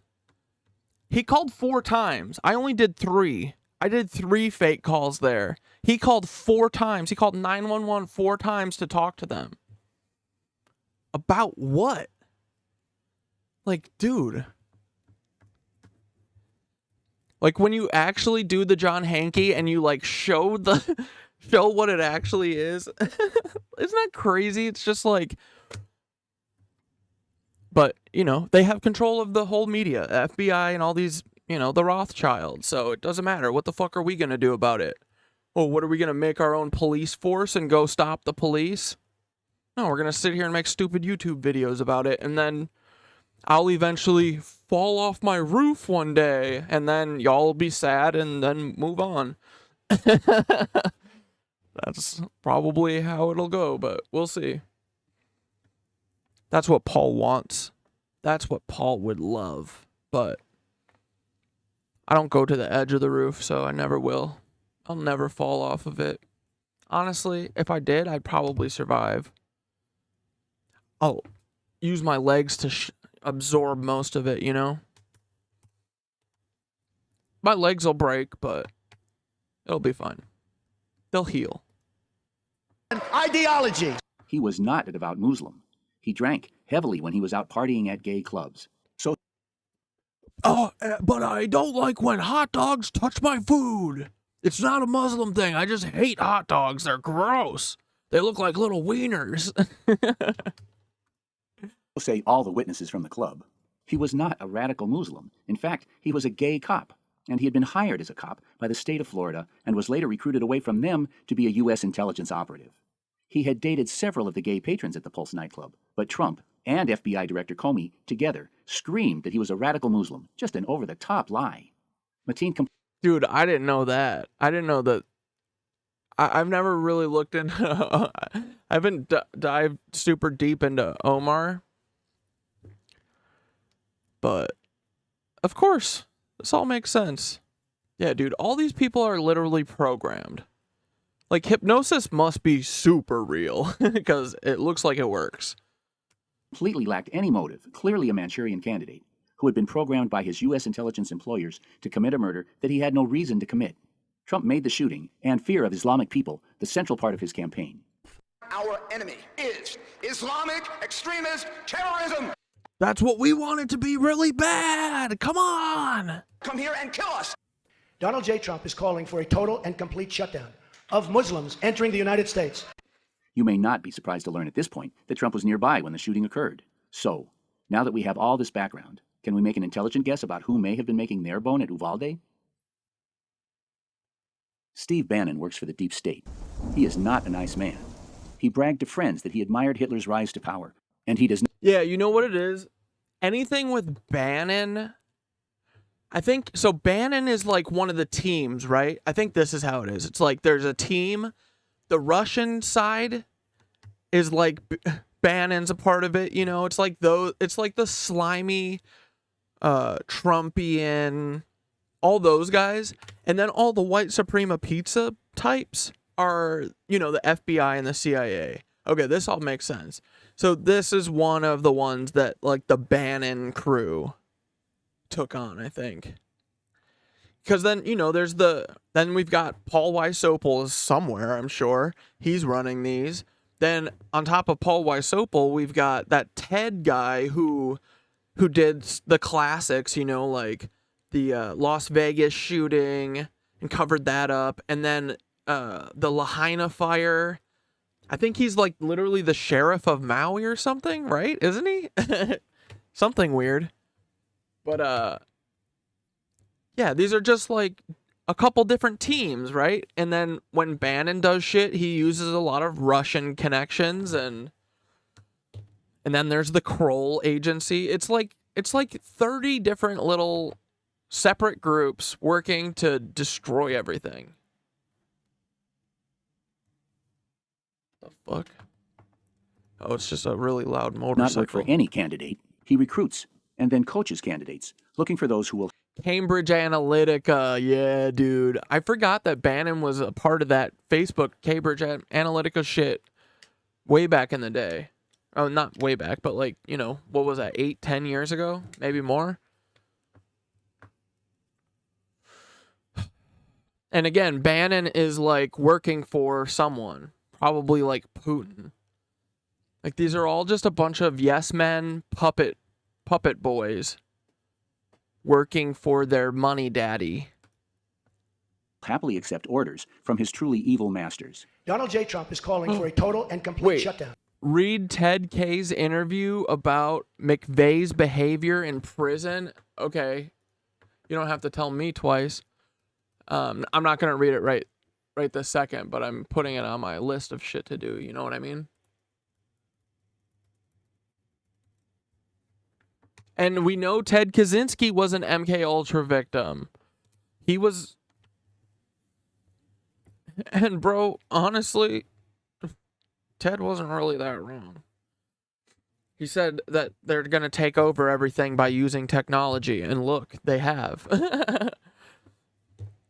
I definitely disapprove of Ted's ways, though. Didn't he just send that stuff to, like, didn't he just send the mail bombs to, like, weren't they just, like, dudes who owned airline companies and shit? Like, I mean, it's America. Ted can do whatever he wants, right? No, I'm kidding. I kid. Bad Ted. Bad Ted! Of Muslims entering the United States. Bannon had recognized that millions of ordinary Republicans hated Bush and Cheney because of 9/11. He understood why Romney lost by 8 million votes. And Bannon understood that to be successful, a Republican candidate would have to appear to be against the Republican establishment. That's why this worked so perfectly. They lied. They said there were weapons of mass destruction. There were none, and they knew there were none. In 2012, Bannon contacted Cambridge Analytica. Dude, and John's metaphors, or like having the Rothschild be the Wizard of Oz. Oh, have to appear. The symbology is so beautiful and perfect. It's all so perfect, and it looks like frickin' what's that? Thanks for all the support. 10 out of 10. Do I have 10 subscribers, dudes? That's awesome. Go frickin' us, dudes. Against the Republican establishment. That's why this worked so perfectly. They lied. They said there were weapons of mass destruction. There were none. No, I have 19. No, I have 20. That's 20. Dude. Y'all are going to make me cry again. This journey really has been amazing, and I'm very glad that y'all have been, you know, here supporting and stuff. It's been really cool. I don't have, like, the right words for it, but I appreciate all of you guys a lot, and thank you for doing this stuff. Like, I think we're going to blink, and we're all going to be mooning soon. But, dude, whatever it takes to frickin' stop all this nonsense, right? Like, what do we want to do, guys? We just want to chill. Let us chill. Please. That's all. We don't want anything. We don't want any yachts or any of that bullshit. We want to make trains that go really fast. Like, so fast, dude. And then we want to chill. Just, that's it. Easy peas, right? But anyway, thank you guys. It's like, it's very, very cool. Fuck Catdad channel. We don't need 40K. Because, dude, once that shit got up to 50K, I'd be deleting it myself anyway. I will never. Ugh. But, yeah, dude, y'all are the best. Dude, the knitted anus emote, like, gives my little heart a flutter. I love it. And they knew there were none. But thanks, in 2012, dudes. Bannon Oh, contacted stop it. Oh, Majora's out here gifting. Dude, stop. Y'all are the best. Analytica, a military contractor specializing in psychological warfare, to come up with a platform for his chosen candidate, punchlines, slogans for his candidate's speeches that would sound anti-establishment, that would appeal to these same Republican voters who had become woke to the way things are. Let me say that again to make sure it sinks in. In 2012, Bannon contacted a military contractor specializing in psychological warfare to wage psychological warfare against the American people. Thanks, Catasaurus. Y'all are the best. Especially woke Republicans. This was 2012, 2 years before there was a candidate named Trump. At that time, Bannon had recruited and was coaching Ted Cruz. And Cambridge Analytica, the psychological warfare specialists, came up with deep state, fake news, drain the swamp, ban Muslims, build a wall, and Mexicans are all criminals. And then Bannon dumped Cruz and instead took over and led Team Trump. Why? No doubt, Cruz objected to calling Latino immigrants, like his parents, a bunch of rapists, murderers, and drug-dealing criminals. But Trump didn't object. He loved the idea. They're bringing drugs, they're bringing crime, they're rapists, and some, I assume, are good people. Illegal immigrant families are being released by the tens of thousands into our communities with no regard for the impact on public safety or resources. What we know for a fact is that Bannon dumped Cruz and picked up Trump. He handed Trump this racist script. Trump made his bone in Orlando, joined the chain gang, waged a psychological war on woke Republicans, and the rest is history. So it just makes sense to me that if Cruz wanted to get back into the good graces of these unspeakable monsters, he'd have had to make up for the sins from 2015, his sin of rejecting the racist platform Bannon had handed him. In 2022, if Cruz wanted to be forgiven, he had to commit some really, really hugely horrible anti-Mexican racist crime of truly historic proportions. In a word, he'd have had to do Uvalde. That explanation works on so many levels. For example, Cruz and Governor Abbott go way back. In 2003, 20 years ago, Abbott appointed Cruz to a special exalted position in Texas, Solicitor General. Abbott said he did it because he wanted Ted to take a leadership role in the United States, pushing racism, pushing policies to make the rich richer and make war on the poor. Abbott is clearly, incontrovertibly tied to this crime by his protection of perps like Colonel McDowell, and Cruz is more closely tied to Abbott than he is to anyone you can name, especially his children. Look at Cruz pushing himself to the forefront of Abbott's first press conference, making sure he was right behind Abbott, so he'd be in every camera shot. The other senator from Texas, John Cornyn, didn't grandstand in this way. No one did. But poor Ted is such an egotistical, stupid bastard that he didn't realize that this is the crowd he was actually pushing himself to the forefront of. Rather than pushing his way to be in front of the camera, Senator Cornyn instead went to work at his job, doing the work, and he quietly and effectively pushed for legislation to keep guns out of the hands of crazy people, to ban kids with criminal records from owning guns, and to promote the availability of mental health for people who need it. That monster Ted Cruz opposed Cornyn's effort. What a poisonous, murderous sack of garbage. Cruz is a tool of the Rothschild pro-war, anti-Russian war machine.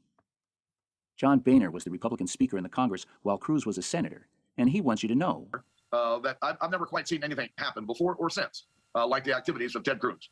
And, I don't really beat up too many people in this book, except one, Ted Cruz, Lucifer in the flesh. I really think Boehner may be onto something, because just 60 days after the shooting, Ted Cruz threw himself this absolutely bizarre, huge celebration. What the hell was he celebrating? Yeah. There's no known explanation that I could find. So what's the secret explanation? He was celebrating the murder of the kids and the teachers? The defeat of Senator Cornyn's efforts? Or was he celebrating his induction into the Hall of Monstrous Evil? I'm going with that last one. So, dude, our world is inhabited, plagued with these horrible, powerful, evil monsters. And what's the answer? What can we do? I'm going to tell you what I think. The fight, the struggle, to organize good people to oppose the evil rich has been going on for a few thousand years now, ever since the human race was first afflicted with such a cancer as greedy, rich, so-called people. Lincoln died leading the fight for government of the people, by the people, for the people, as opposed to government of the rich, by the rich, and for the rich. We, the people, are winning. Just 100 years ago, only rich white men went to college. Women and African Americans couldn't vote. 100 million people died in wars started for the profits of these very monsters. And as bad as it still is, the world is much more peaceful and more just today than it was. But I like this guy. The middle class of this country is falling. Axel, thank you. It's an honor to be, like, I'm not the leader at all, but yeah, the face, I'll take, or I don't even want to take that, but like, of course, dude, said thank you for letting us cooperate and being the face of our ragtag team. Dude, it's an honor, truly. I'm very happy to try and represent us. Not even represent, I don't know what I'm saying. I'm going to move on before I dig myself in a hole, but thank you. I appreciate you guys. I appreciate that you guys, like, yeah, just everything. It's great. Further and further behind. Wages are not keeping up with inflation. You got over 70 million people who have no health insurance or they're underinsured. You got 600,000 people who are homeless. You got people, kids can't afford to go to college. You got 3 people in America own more wealth than the bottom half of American society. You got 3 Wall Street firms that have assets of $20 trillion, major stockholders in hundreds and hundreds of companies throughout America. You got billionaires buying elections right now. You're following what's going on. So we got to be honest with the American people about what's going on, about who owns and controls the nation, and then have the guts to stand up to these powerful special interests and tell these greedy bastards they cannot have it all. I think you have to tax the monsters until they are small enough to be tolerable. They're still lizards, and you have to keep them on a leash. I've said a lot of things in this video that are not common knowledge, but I consider myself a very serious student and scholar, and I try to be a careful, competent, responsible historian. Yeah, we're goofers, but we're not liars, right? And I've made several documentaries that meticulously detail all the evidence discussed in this film. Breakthrough, JFK Murder Solved, is the result of 50 years of careful research into the assassination of President Kennedy. It is available at darkroom.film and amazon.com. Head yapper. Yes, head yapper is it. I'll take that. I'll take that without hesitation. Nicole's probably head yapper and I am vice head yapper. But I like to think of myself as just the mouthpiece for Nicole's work. I like to take credit for all of Nicole's work. But yeah, dude, when I first saw Nicole's Hot Girls Have Hobbies website, I was like, I got to befriend these people. I have to force these people to be my friend. I will force them to be my friend. And Dante willingly accepted my forced friendship. And Nicole, too, followed in suit right after. So, I am the handler. I handled the fuck out of those two. I forced them to be Nitwitch in the Nitwitch team, in the Nitwitch army with me. We're the Manchurian Nitwitch candidates. And yeah. Original Dark Legacy assembled a mountain of evidence. Dark Legacy, that's what I was thinking. Connecting George Herbert Walker Bush to the murder of John Kennedy. It is indeed a mountain of evidence. There's so much. Dude, you know what I want to do? Me and John need to do a collab where the whole thing is just about HW. Dude, I do be wanting to do a joint venture with John. How incredible would that be? Dude, that would be sick. It would be so fun. But now there is so much new, clear, conclusive evidence. It really is a breakthrough. Bush was there in Dallas the night before. He was arrested as a... Let's go. John's going for round 2 of rehashing JFK in his Uvalde documentary. Oh, wait. Let me just run this ad so it doesn't ruin this for us. It's going to ruin the vibes if it goes in the middle of John talking.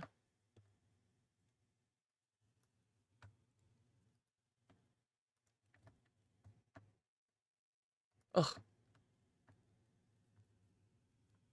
Vamonos. Be gone with you. Ooh, okay, thank God. Oh, those people are exhausting. All these pores. All I want to do is hang out with my freaking nitwitches who are subbed, dude. Yes, yes. I love you more than them. Yes, I do. Yes, I do. We can't talk about it in the open. But just know that it is true. It's always true. I love you guys more than I love them because you're better people. No, I'm just kidding. I'm just kidding. But yeah, dude, this has been a great fun ride, and I'm very happy that like we've built a little thing, I think. Like we know everyone and y'all know each other. Y'all keep each other in check. Y'all keep me in check. That's what we need. It's a little self-sustaining crew of yappers. And that's the thing that they hate, is that we just need to yap in order to get our point across. Anyway, okay, guys, we didn't talk about you one bit. Not at all. Okay, ready? Uvalde. The shooter. The most important arrest that day, coming out of the Dow Tex building from which shots were fired. In fact, we can now name 3 men arrested as shooters. Ted Shackley was filmed as he was arrested coming out of the book depository. E. Howard Hunt was photographed after he was arrested behind... That's so crazy that there's footage of that. There's film of that. He's like, what? I just shot at the president. I'm the FBI. Come on, let me go. And they're like, oh, yeah, okay, fine. And the grassy knoll, these 3 men worked together as a team, high-ranking officers of the C... Yeah, follow Nicole. If anyone isn't following Cool and Disabled, dude, she's gonna get 10,000 and then immediately lose her account very soon. I forget who was in here the other day that had 10. Was it Devoured who had 10,000 and within an hour of getting 10K, their account was deleted as a woman? Yeah, no woman can have 10K on TikTok, so. Nicole, you better kiss that account goodbye. Cool and Disabled with a Z, D-I-A-Z. CIA. Really? Beyond... Yeah, HW Deep Dive with John Hankey. Fuck yes. And a reasonable doubt. But why? Vietnam. Kennedy had made up his mind and he had given the orders. Everybody out by the end of 1965. Now, with this document, we can prove that. General Taylor, the head of the military, says here that he took this language calling for complete withdrawal directly from the most important documents of the period. But you won't find that language in those documents. All the most official documents have been altered and this key language has been removed and we can now prove it. Black and white. That's a breakthrough. A week after Kennedy gave this order, Oswald was sent to work at the book depository. Kennedy died, the documents were altered, the truth was hidden. But killing Kennedy, what's that supposed to accomplish? Now you have Johnson. In 1961, Johnson told Kennedy, hey, nah, don't send any goddamn troops to Vietnam. When, in August of 64, the clowns came running in and told Johnson how Dude, John's accents are so good and hilarious. these tiny boats had attacked an American. Oh, hell no. I'm LBJ. Well, here, look at my schlong. Hey, you want to see my Johnson? Hey, you want to hear me fart? Well, I have been, just so you know. I've been farting all day in this room. Destroyer in the Gulf of Tonkin. That man would have meetings where he was taking a shit with the door open. Johnson said, don't give me that unprovoked attack crap. I know you bastards started. 149 Secord Road, Westchester, or now it's called New Rochelle. But yeah, 149 Secord Road. Dude, we got to put that in a song. I don't want anyone to forget that. 149 Secord Road, Westchester is where H.W. lived. Oops, I meant George Scherf. I don't know why I keep mixing them up. Bump. Didn't you? He made him admit it, and then he threw them out of the room. We can prove it. Then he got right on the phone and told Senator Russell that the generals were a bunch of hysterical women. We have the tapes. So, how did they get Johnson I gotta to go hear along that. with this war? Well, you've seen this, the most famous murder footage of all time, and it's a fraud. The limo was stopped when the kill shot was fired. The Secret Service parked the goddamn car in front of the grassy knoll, waiting for the kill shot for 6 seconds. The 15 most reliable witnesses say so. All the cops. Senator Yarborough sitting right in front of Johnson, and Walter Cronkite.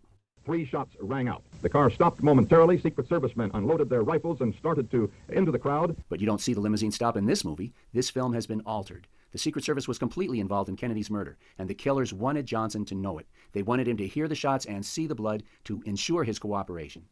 So, that's a taste. This movie is a breakthrough. We can finally bust out of the rabbit hole of lies. Watch and see. On the off chance that some of you don't know the truth, I can't let you go without clarifying some points about the attacks of September 11th. When it comes to the issue of 9/11 truth, Alex Jones is a straw man and an easy clownish target. You won't find John Oliver making fun of these guys, however. Stephen Jones and David Ray Griffin are two of the real leaders of the 9/11 truth movement. Griffin and Jones are world-class scholars, preeminent in their fields. Jones was a conservative Republican Mormon who voted for Bush, and a tenured physics professor with a world-class reputation in the development of XEDS. You need the address again? One more time? 149 Secord Road, Westchester, New York. That's 149 Secord Road. That is where H.W. lived. Oh, I meant George Scherf. Yeah.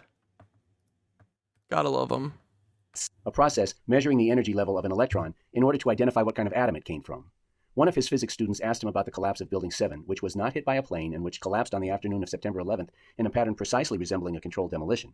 Jones discovered that the official explanation was completely anti-scientific, and he began speaking out, based on simple physics, jet fuel can't melt steel beams sort of thing.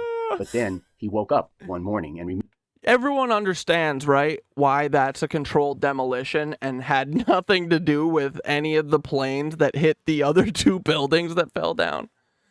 We all see that, right? We see that it's falling from the base. Everyone gets this? Yes, that does in fact mean that for weeks beforehand, someone must have gone and cut all of the struts of the building somehow, or at the very least just planted a fuck ton of thermite all over all of it. And then, like, dude, they literally have, the building literally falls simultaneously. Someone had a fucking button, and Larry Silverstein said, pull it. And a dude went. Both of the World Trade Centers fall from the base as well. They fall from the base.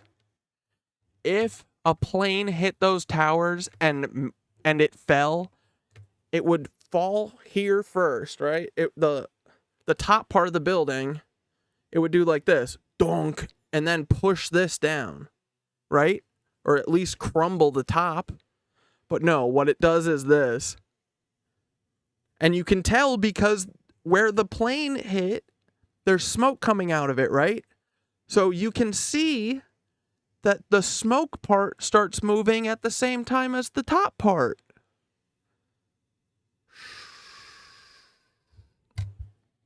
We understand that? They are straight up controlled demolitions. See, that's what both of these things are much simpler. Like, everyone's always talking about, oh, the book depository, blah, blah, blah, blah, blah, blah, blah. All you need to do, really, is look at the physics of what his head does. You don't get shot with a bullet and go perpendicular to the bullet, you know?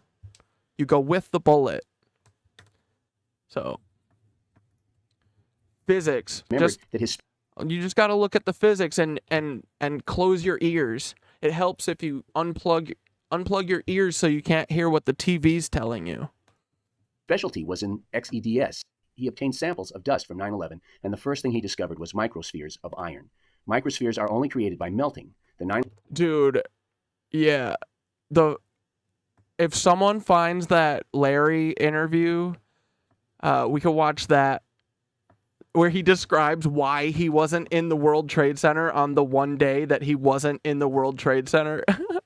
Someone finds that link, I'll watch it right after this. We've just got like 2 more minutes of John. 9/11 dust was full of proof that the steel had been melted. But his prize was this slide, one side of which is a spectrographic analysis of one of these iron microspheres, and another is a spectrographic analysis of thermite, the steel-cutting explosive used for controlled demolitions around the world. The dust from the World Trade Center is full of proof that explosives were used. The dust is also full of pieces of unexploded thermite, the remains of the wrappers that contained the explosives. Professor Jones has hugely contributed to the science of 9/11 truth. David Ray Griffin is a tenured professor of philosophy and theology at the prestigious Claremont McKenna College. He's a very highly regarded professional scholar. His life's work involves examining arguments and evidence to see whether the evidence supports those arguments. He has devoted himself to examining the official statements and the evidence, and for the last 15 years he has been explaining in professional scholarly detail that the evidence does not support the conclusions in the official government. Dude, this motherfucker is prolific as fuck. Look at all these dope books. Jesus. Christian Faith and the Truth Behind 9/11? Oh my God. I gotta read this guy. But in fact, the simple observable facts show that the 9/11 attacks had to have been carried out in close cooperation with the highest-ranking elements of the U.S. government. Over 3,000 architects and engineers have put their careers and reputations on the line, demanding a new investigation into the collapse of the World Trade Center buildings. And people know. In a CNN poll with 10,000 people voting, 89% said that there was a government cover-up regarding the 9/11 attacks. 89%? Well, that's not scientific. But in a 2007 scientific poll conducted by Scripps Howard and Ohio University, 62% found it likely that the federal government knew in advance and let the attacks happen. Because of this disconnect between the widely observable truth and the lies politicians tell in public, Cambridge Analytica determined that yelling deep state and fake news and conspiracy was an effective means for winning support from this huge percentage of voters. The loss of JFK Jr. and his wife is a horror that still moves me. Dark Legacy 2 is 1 hour and 46 minutes of the kind of detail you saw here in this video. It is also available at darkroom.film and amazon.com. This is the trailer. Yeah, dude, we gotta figure out how to get John some subbies. I mean, I gotta figure out how to do that too. This place, YouTube, I feel like, is doing the same exact thing as TikTok. They're just trickle-down economicsing me. They're trickling me down to getting like 4 Subarus a day.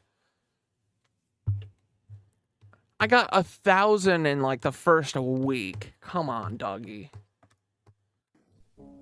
According to the NTSB theory of what happened the night John Kennedy Jr. died, a skilled and careful pilot flying an aircraft with sophisticated autopilot and other advanced safety features for no apparent reason suddenly dropped like a stone out of clear skies and into the waters off the west coast of Martha's Vineyard.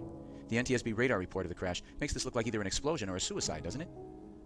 But the wreckage was found in a concert. Dude, John, this is awesome. Just doing like a preview or like a promo for your old videos at the end. I should do that.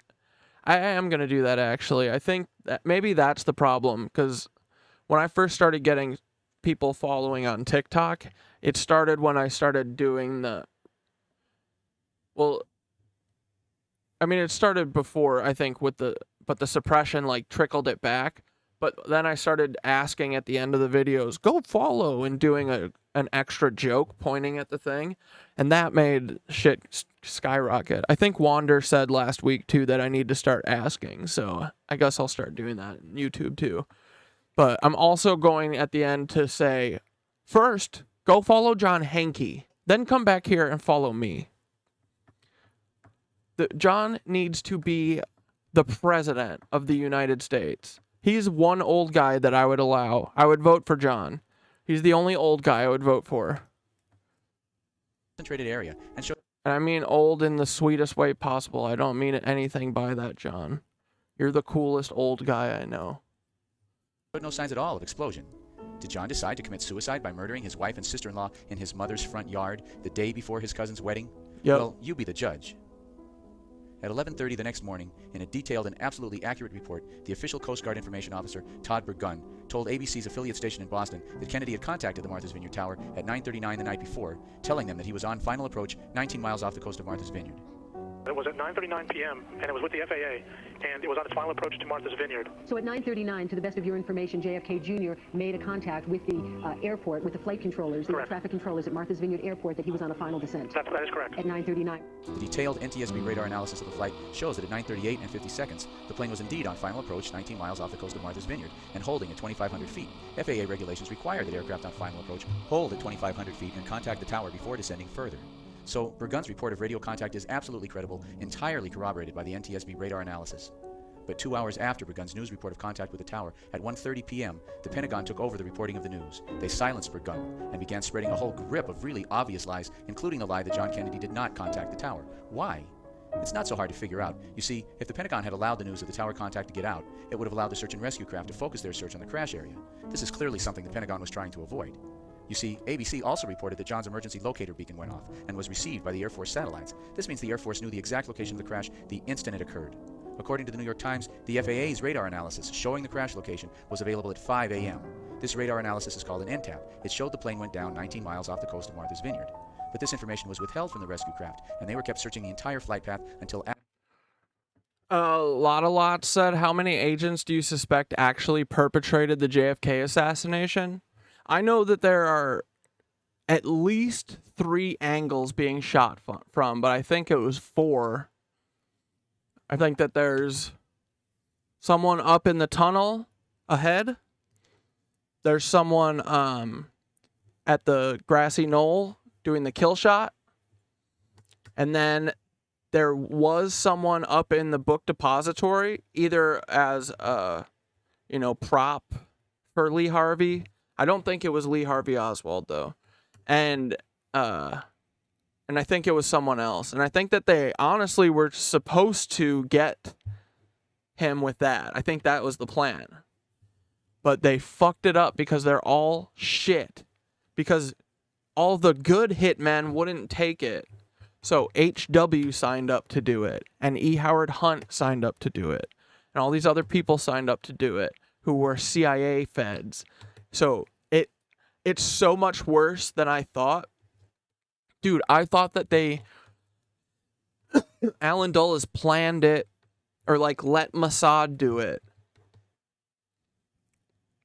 I think it's straight up our CIA. It's so much worse than I honestly thought. I was giving them the benefit of the doubt.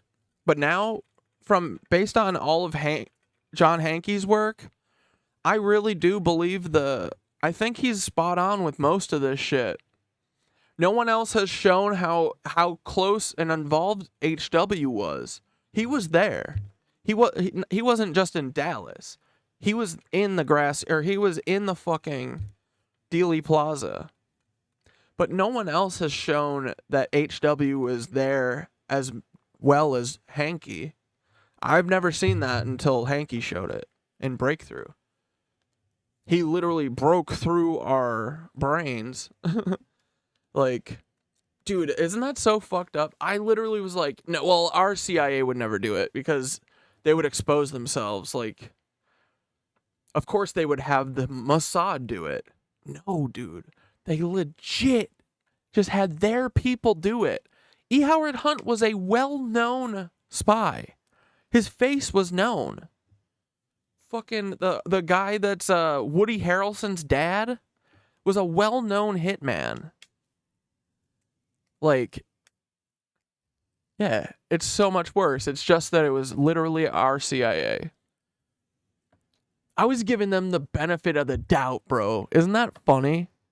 I was like, no, Alan Dulles wouldn't do this. It's too much exposure. Nope.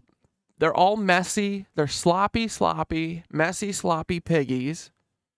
They are arrogant as fuck, and they have no repercussions to anything that they ever do. After 1 p.m. We'll continue on the same track that we're on, which is to search the entire area. We have nothing that absolutely pinpoints one area as opposed to another, so we can't rule out the entire flight. Clearly, they were trying to keep the search and rescue craft out of the area. And this is certainly not the only evidence of criminal conspiracy in John Kennedy Jr.'s death. From 10 p.m. until 2 a.m., several people, including Senator Kennedy, tried unsuccessfully to get the FAA to begin a search. It wasn't until Ted Kennedy called the White House at 6:30 a.m. that a search was finally begun. But again, the planes were spread out all over the East Coast and kept away from the crash area until after 1 p.m. And again, why? Well, when you come up with a better answer, please let me know. After 6 years of asking, this is my answer. What seems very clear is that there was a flight instructor on that plane. Kennedy always flew with a flight instructor. Always. He told his closest friends that he was going to fly with one that night. And when the Kennedy family finally, at 2 a.m., gave up on calling the FAA and instead reported the plane missing to the Coast Guard, it was these family members who told the Coast Guard that there was a flight instructor on board the plane. But around 1:30... Hey, yo, has anyone seen Hanky and HW in the same room? Hey, chill, brother. You're gonna try and put that shit on Hanky? Ooh, Hanky's not gonna like hearing that, Cam Girl Ren. Tomorrow when I tell him, or whenever he comes, we're gonna reschedule. You know, John. He'll be like, okay, Monday sounds fine. But I wanted to say sorry that I fucked that up tonight. We'll figure it out. Hopefully tomorrow. I'll email him right when we're done. I'll let you guys know in the disco or something if he says. And I just need to apologize profusely at my boy, the Hankster. In the afternoon, at the same time that the Pentagon began taking over the story, at the same time that they began telling all these lies, the completely unsubstantiated report went out that there was, in fact, no flight instructor on the plane. Now, there were no witnesses to the plane's takeoff. There was and is absolutely no basis for this report of no flight instructor. And yet all the media immediately accepted this story. Someone on that plane committed suicide. We know because the fuel valve was found in the off position. We know that turning off the fuel valve is the mark of a suicide because 100 days later and 50 miles away, another suicidal pilot on Egypt Air 990 also pushed his plane into the sea, killing 100 of Egypt's top military officers after turning off the fuel valve. The suicidal flight instructor on John's plane and the suicidal pilot on Egypt Air 990 were both Manchurian candidates, programmed to assassinate themselves and everyone on board their planes. The rescue craft were diverted from the crash area so that the body of the flight instructor could be recovered, apparently attached to one of the seats, which is also missing. A lieutenant from the Civil Air Patrol says he saw them out there. But who programmed these flight instructors? Who diverted the rescue craft?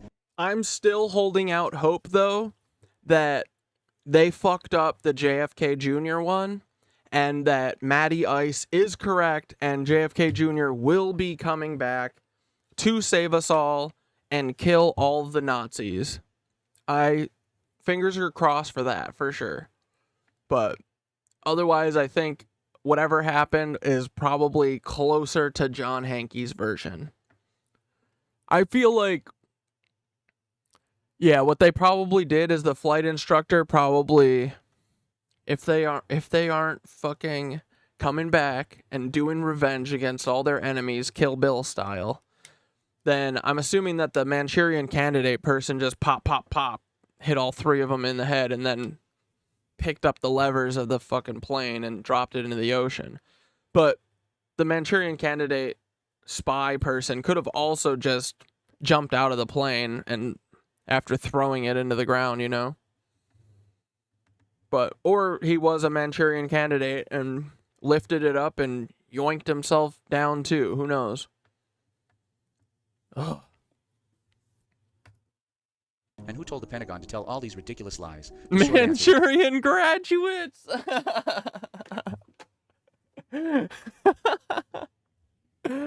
Oh, brother Dane. See, you're not a Fed.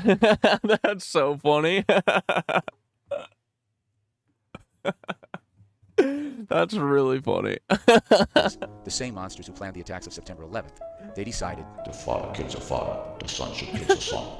They liked the poetry of it. But please notice that George W., whose father supervised the murder of John Kennedy Sr., George W. Bush, whose father made his bone with the oil mafia by killing the father, George W. Bush got on a bus at 10 o'clock in the morning of the day John Kennedy Jr. died and disappeared for 3 days. His staff was unable to say where he was, what he was doing, or even when he would be back. Please, get this video, send it to your congressperson, to your city council person, to any honest law enforcement people you know. Show it to your best friend, to your children, to your mama. People teaching each other. This is how history is made. Please, be a part of history in the making. Yeah! John Hankey. Okay, here's what we're gonna do. I'm going to open, what's it called? Riverside. I'm gonna try and send John a link right now. I'm gonna wait a couple minutes, see if he replies. If he can get in here, we will try and see if John is still around. Otherwise, we'll do it tomorrow, right? Does that sound good or bad? Okay, here we go. Copy link. Okay, John, you better be watching this stream. You said you were my best friend. My best friend would watch every one of my streams the second that I tell them to, or the second that I am streaming. Mr. Hanks. Okay, here it comes.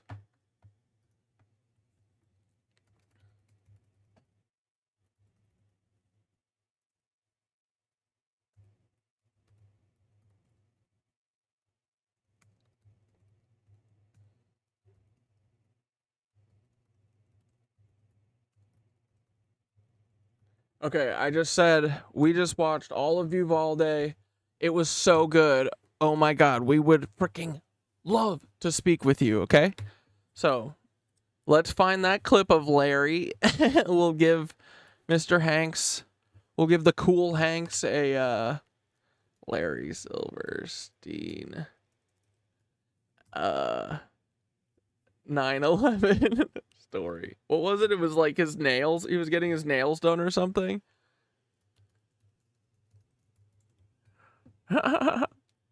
Oh my God. Oh wait, no. Any damage to the buildings, it was my obligation. Dude, just the he's such a greaseball.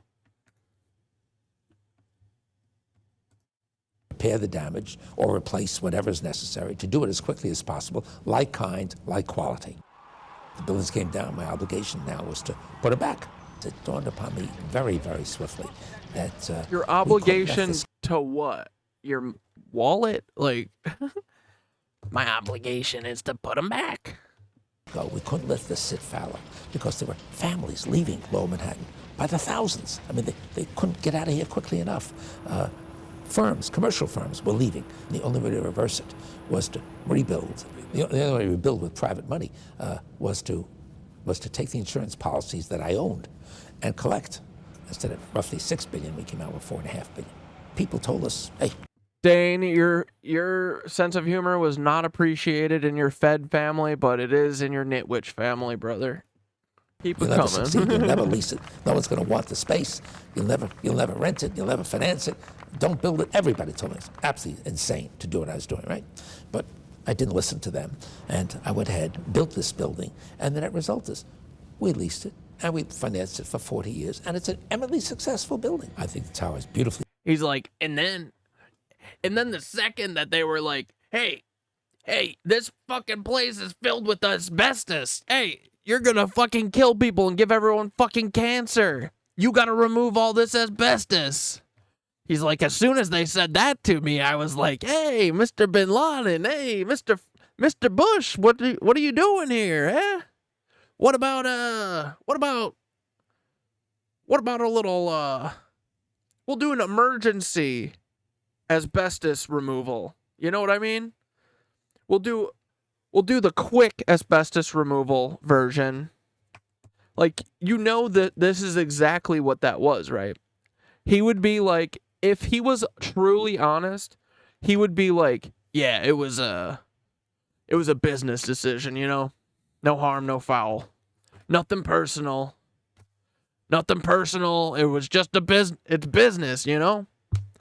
What am I going to spend $1 billion taking all the fucking asbestos out of this building? Hell no. I'm going to, without warning, throw 2 drone planes at the towers. I'm going to traumatize the nation. I'm going to kill 3,000 people. Me, Larry Silverstein. I'm going to kill 3,000 people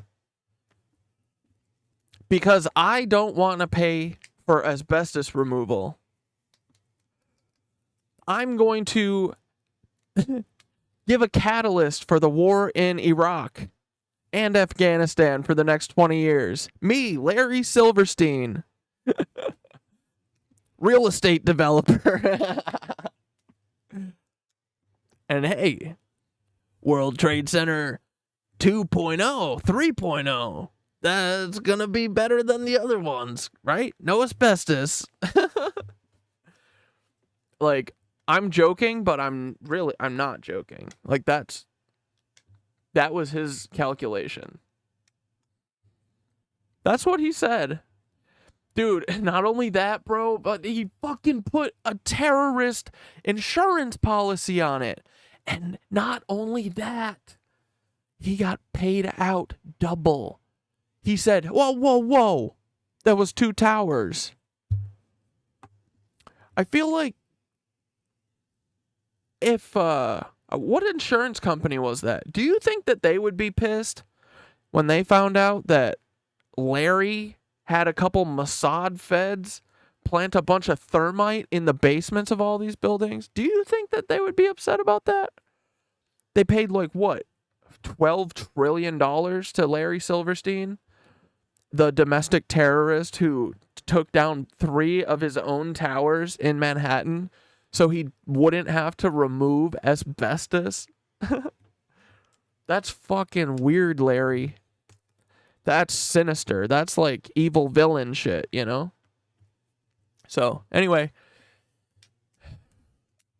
Sue me if I'm lying, Larry. Sue me if I'm lying. And we'll take it to court. Yeah. We'll talk about it in court. We'll talk about it on the news. We'll show video evidence. Dude, there's a video of a reporter reporting that World Trade Center 7 fell while she's literally in her office and the building is over her left shoulder. And she's saying, this is 10 minutes before it fell. We're reporting here that World Trade Center 7 just collapsed. And in the window is World Trade Center 7. Like, I can't with these people. Designed, I think it will distinguish the New York skyline all over again. The new buildings are towers 2, 3, and 4. When you've got mass transit, which is what business looks for, you've got first-class space, which is what business looks for. You've got a first-class neighborhood. You got first-class space. What business is looking for. Business, my God. That is my God. Which is what business looks for. You've got an unbeatable combination. What we saw was... Dude, these people don't get to make decisions anymore. I'm sorry. Nope. Business extremism...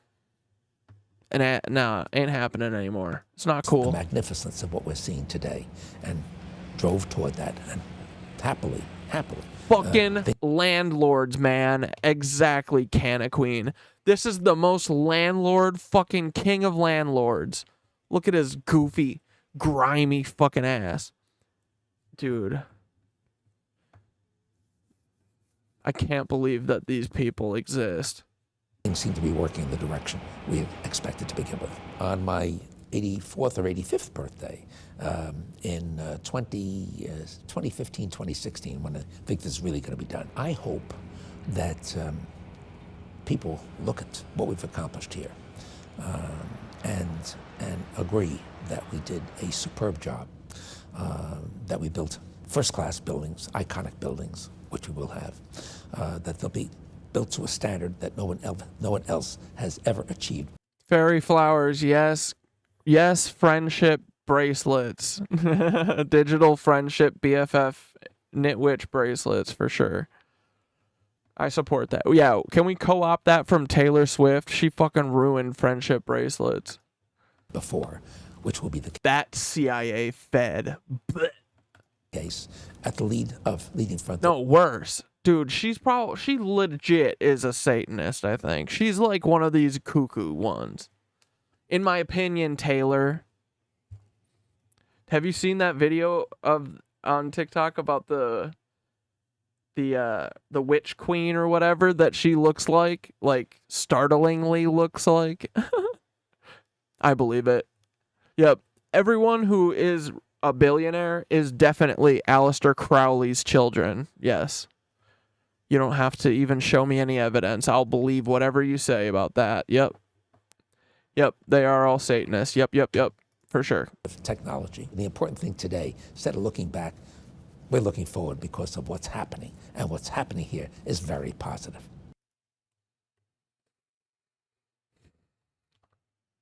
We're going to let people like this decide how the world works? Like, come on, man. Okay, what's explosive 9/11 claims? So if you're happy and you know it, throw your hands up and show it if you're... With the building ready, the demolition team prepares the various beams. Part of a shaped charge weapon. Wait, is this are these explosive claims about to be that the World Trade Center was a controlled demolition? And what happens is you put a little explosive in each one of these little pockets, and you set off the charge, and this whole rim implodes, and you get a stream of liquid copper, and this jet of copper will cut through steel. No matter what the exact shape of the charge, they all will react the same, cutting steel when detonated. But jet fuel doesn't melt steel beams, so how could this work? Personnel clear, and the demolition team places copper-shaped charges on all 24 support columns. Now, this is a linear shaped charge, and it's wired in with the dynamite. When it cuts, it'll cut this column right on this angle, and then this piece will be deflected and displaced in that direction. I'm glad I found this. I was wondering how this works. You have to do the math. The demolitions. 400 grains to a foot, 7,000 grains to make a pound. So it's not really that much, but it's potent stuff. I mean, it'll just blow the snot out of that concrete. After double-checking their explosives, the demolition team touches off the fuse. Do it, do it, do it, do it, do it, do it, do it, do it, do it.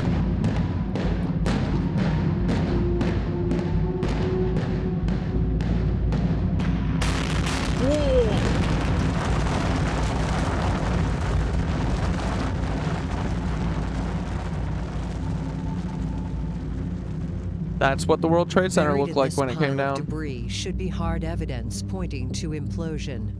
Evidence that should have been found in the rubble of the World Trade Center. The search begins. Here's a piece right here, that blew away. Here's a whole rat's nest that's still tied into the building. You can't remove all of this stuff. Richard Gage disagrees with Blanchard's conclusion. It's a different kind of detonation. Oh wait, I thought never mind. They would not leave detonator cords and devices as they do in traditional, more... Disagree. They would. Fuck yeah, they would. They did. Why wouldn't they let people sift through the fucking debris then? Economical detonations. This is a very different kind of operation. There's a lot of circumstantial claims, a lot of innuendo, a lot of whack-a-mole, which you explain one thing away and they mention something else, and it never ends. But the reality is, this far out, no one has been able to provide a single piece of evidence that those buildings were explosively demolished. The truthers believe there may be an ulterior reason for the demolition experts' skepticism. The firms that do controlled demolition of high-rises work for the most wealthy people in our federal government. They cannot possibly support the controlled demolition theory and maintain their clientele. Oh, yeah. Projecting the manpower and time needed to place explosives in the 110-story towers exposes a major defect in the controlled demolition theory. The elevator upgrade... Dude, no. The controlled demolition absolutely is what happened. But I think that's where we're gonna frickin' pop it off for tonight, bitches. Sorry, I don't know why I said that. Sorry, I take that back.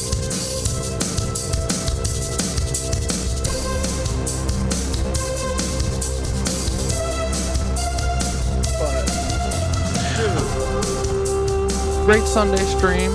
We're gonna frickin' hook it up with John Hankley next week.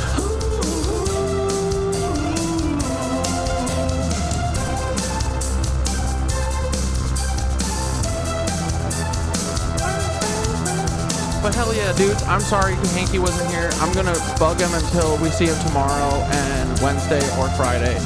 But it was a good day. I had fun. What was your guys' favorite part? Uvalde, what's going on there? We don't mess with you. Goodbye, Nancy. We don't mess with you. Goodbye, Peter Tennessee. We hate Eloise. We hate Mr. Beans. We hate Mr. Beans. We hate Peter Tennessee. We hate Eloise. We hate Mr. Beans and Peter. Everyone before everything at Uvalde. Y'all are a bunch of little chicken shits. What's up, guys? Why'd you do that? This freaking John Hanky Uvalde thing was awesome. He told me, I see your eyes. What? I forgot.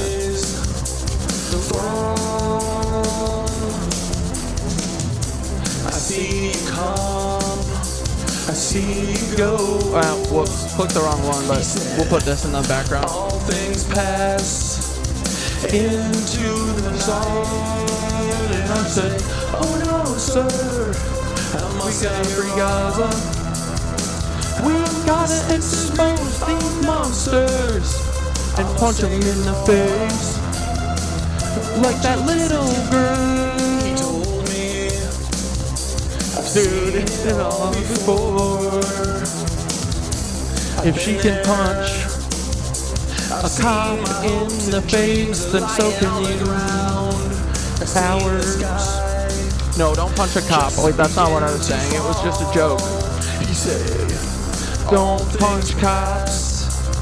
We love cops, but we're gonna flip their brains so they're stopping hogs. All you feds, quit your jobs. You suck. Don't show us this, sorry. You look at what you guys are doing. If John Hanky says that he's a Nancy, then that man is a Nancy. I trust him. Come to like Freddy. Blow your whistle, girl. Wait, blow your whistle, please. Goodbye, Nancy. We don't fuck with you. Goodbye, Nancy. We can't forget to go slow. Goodbye, Nancy. Oh, shit. I gotta go. I love you guys. This is it. Goodbye.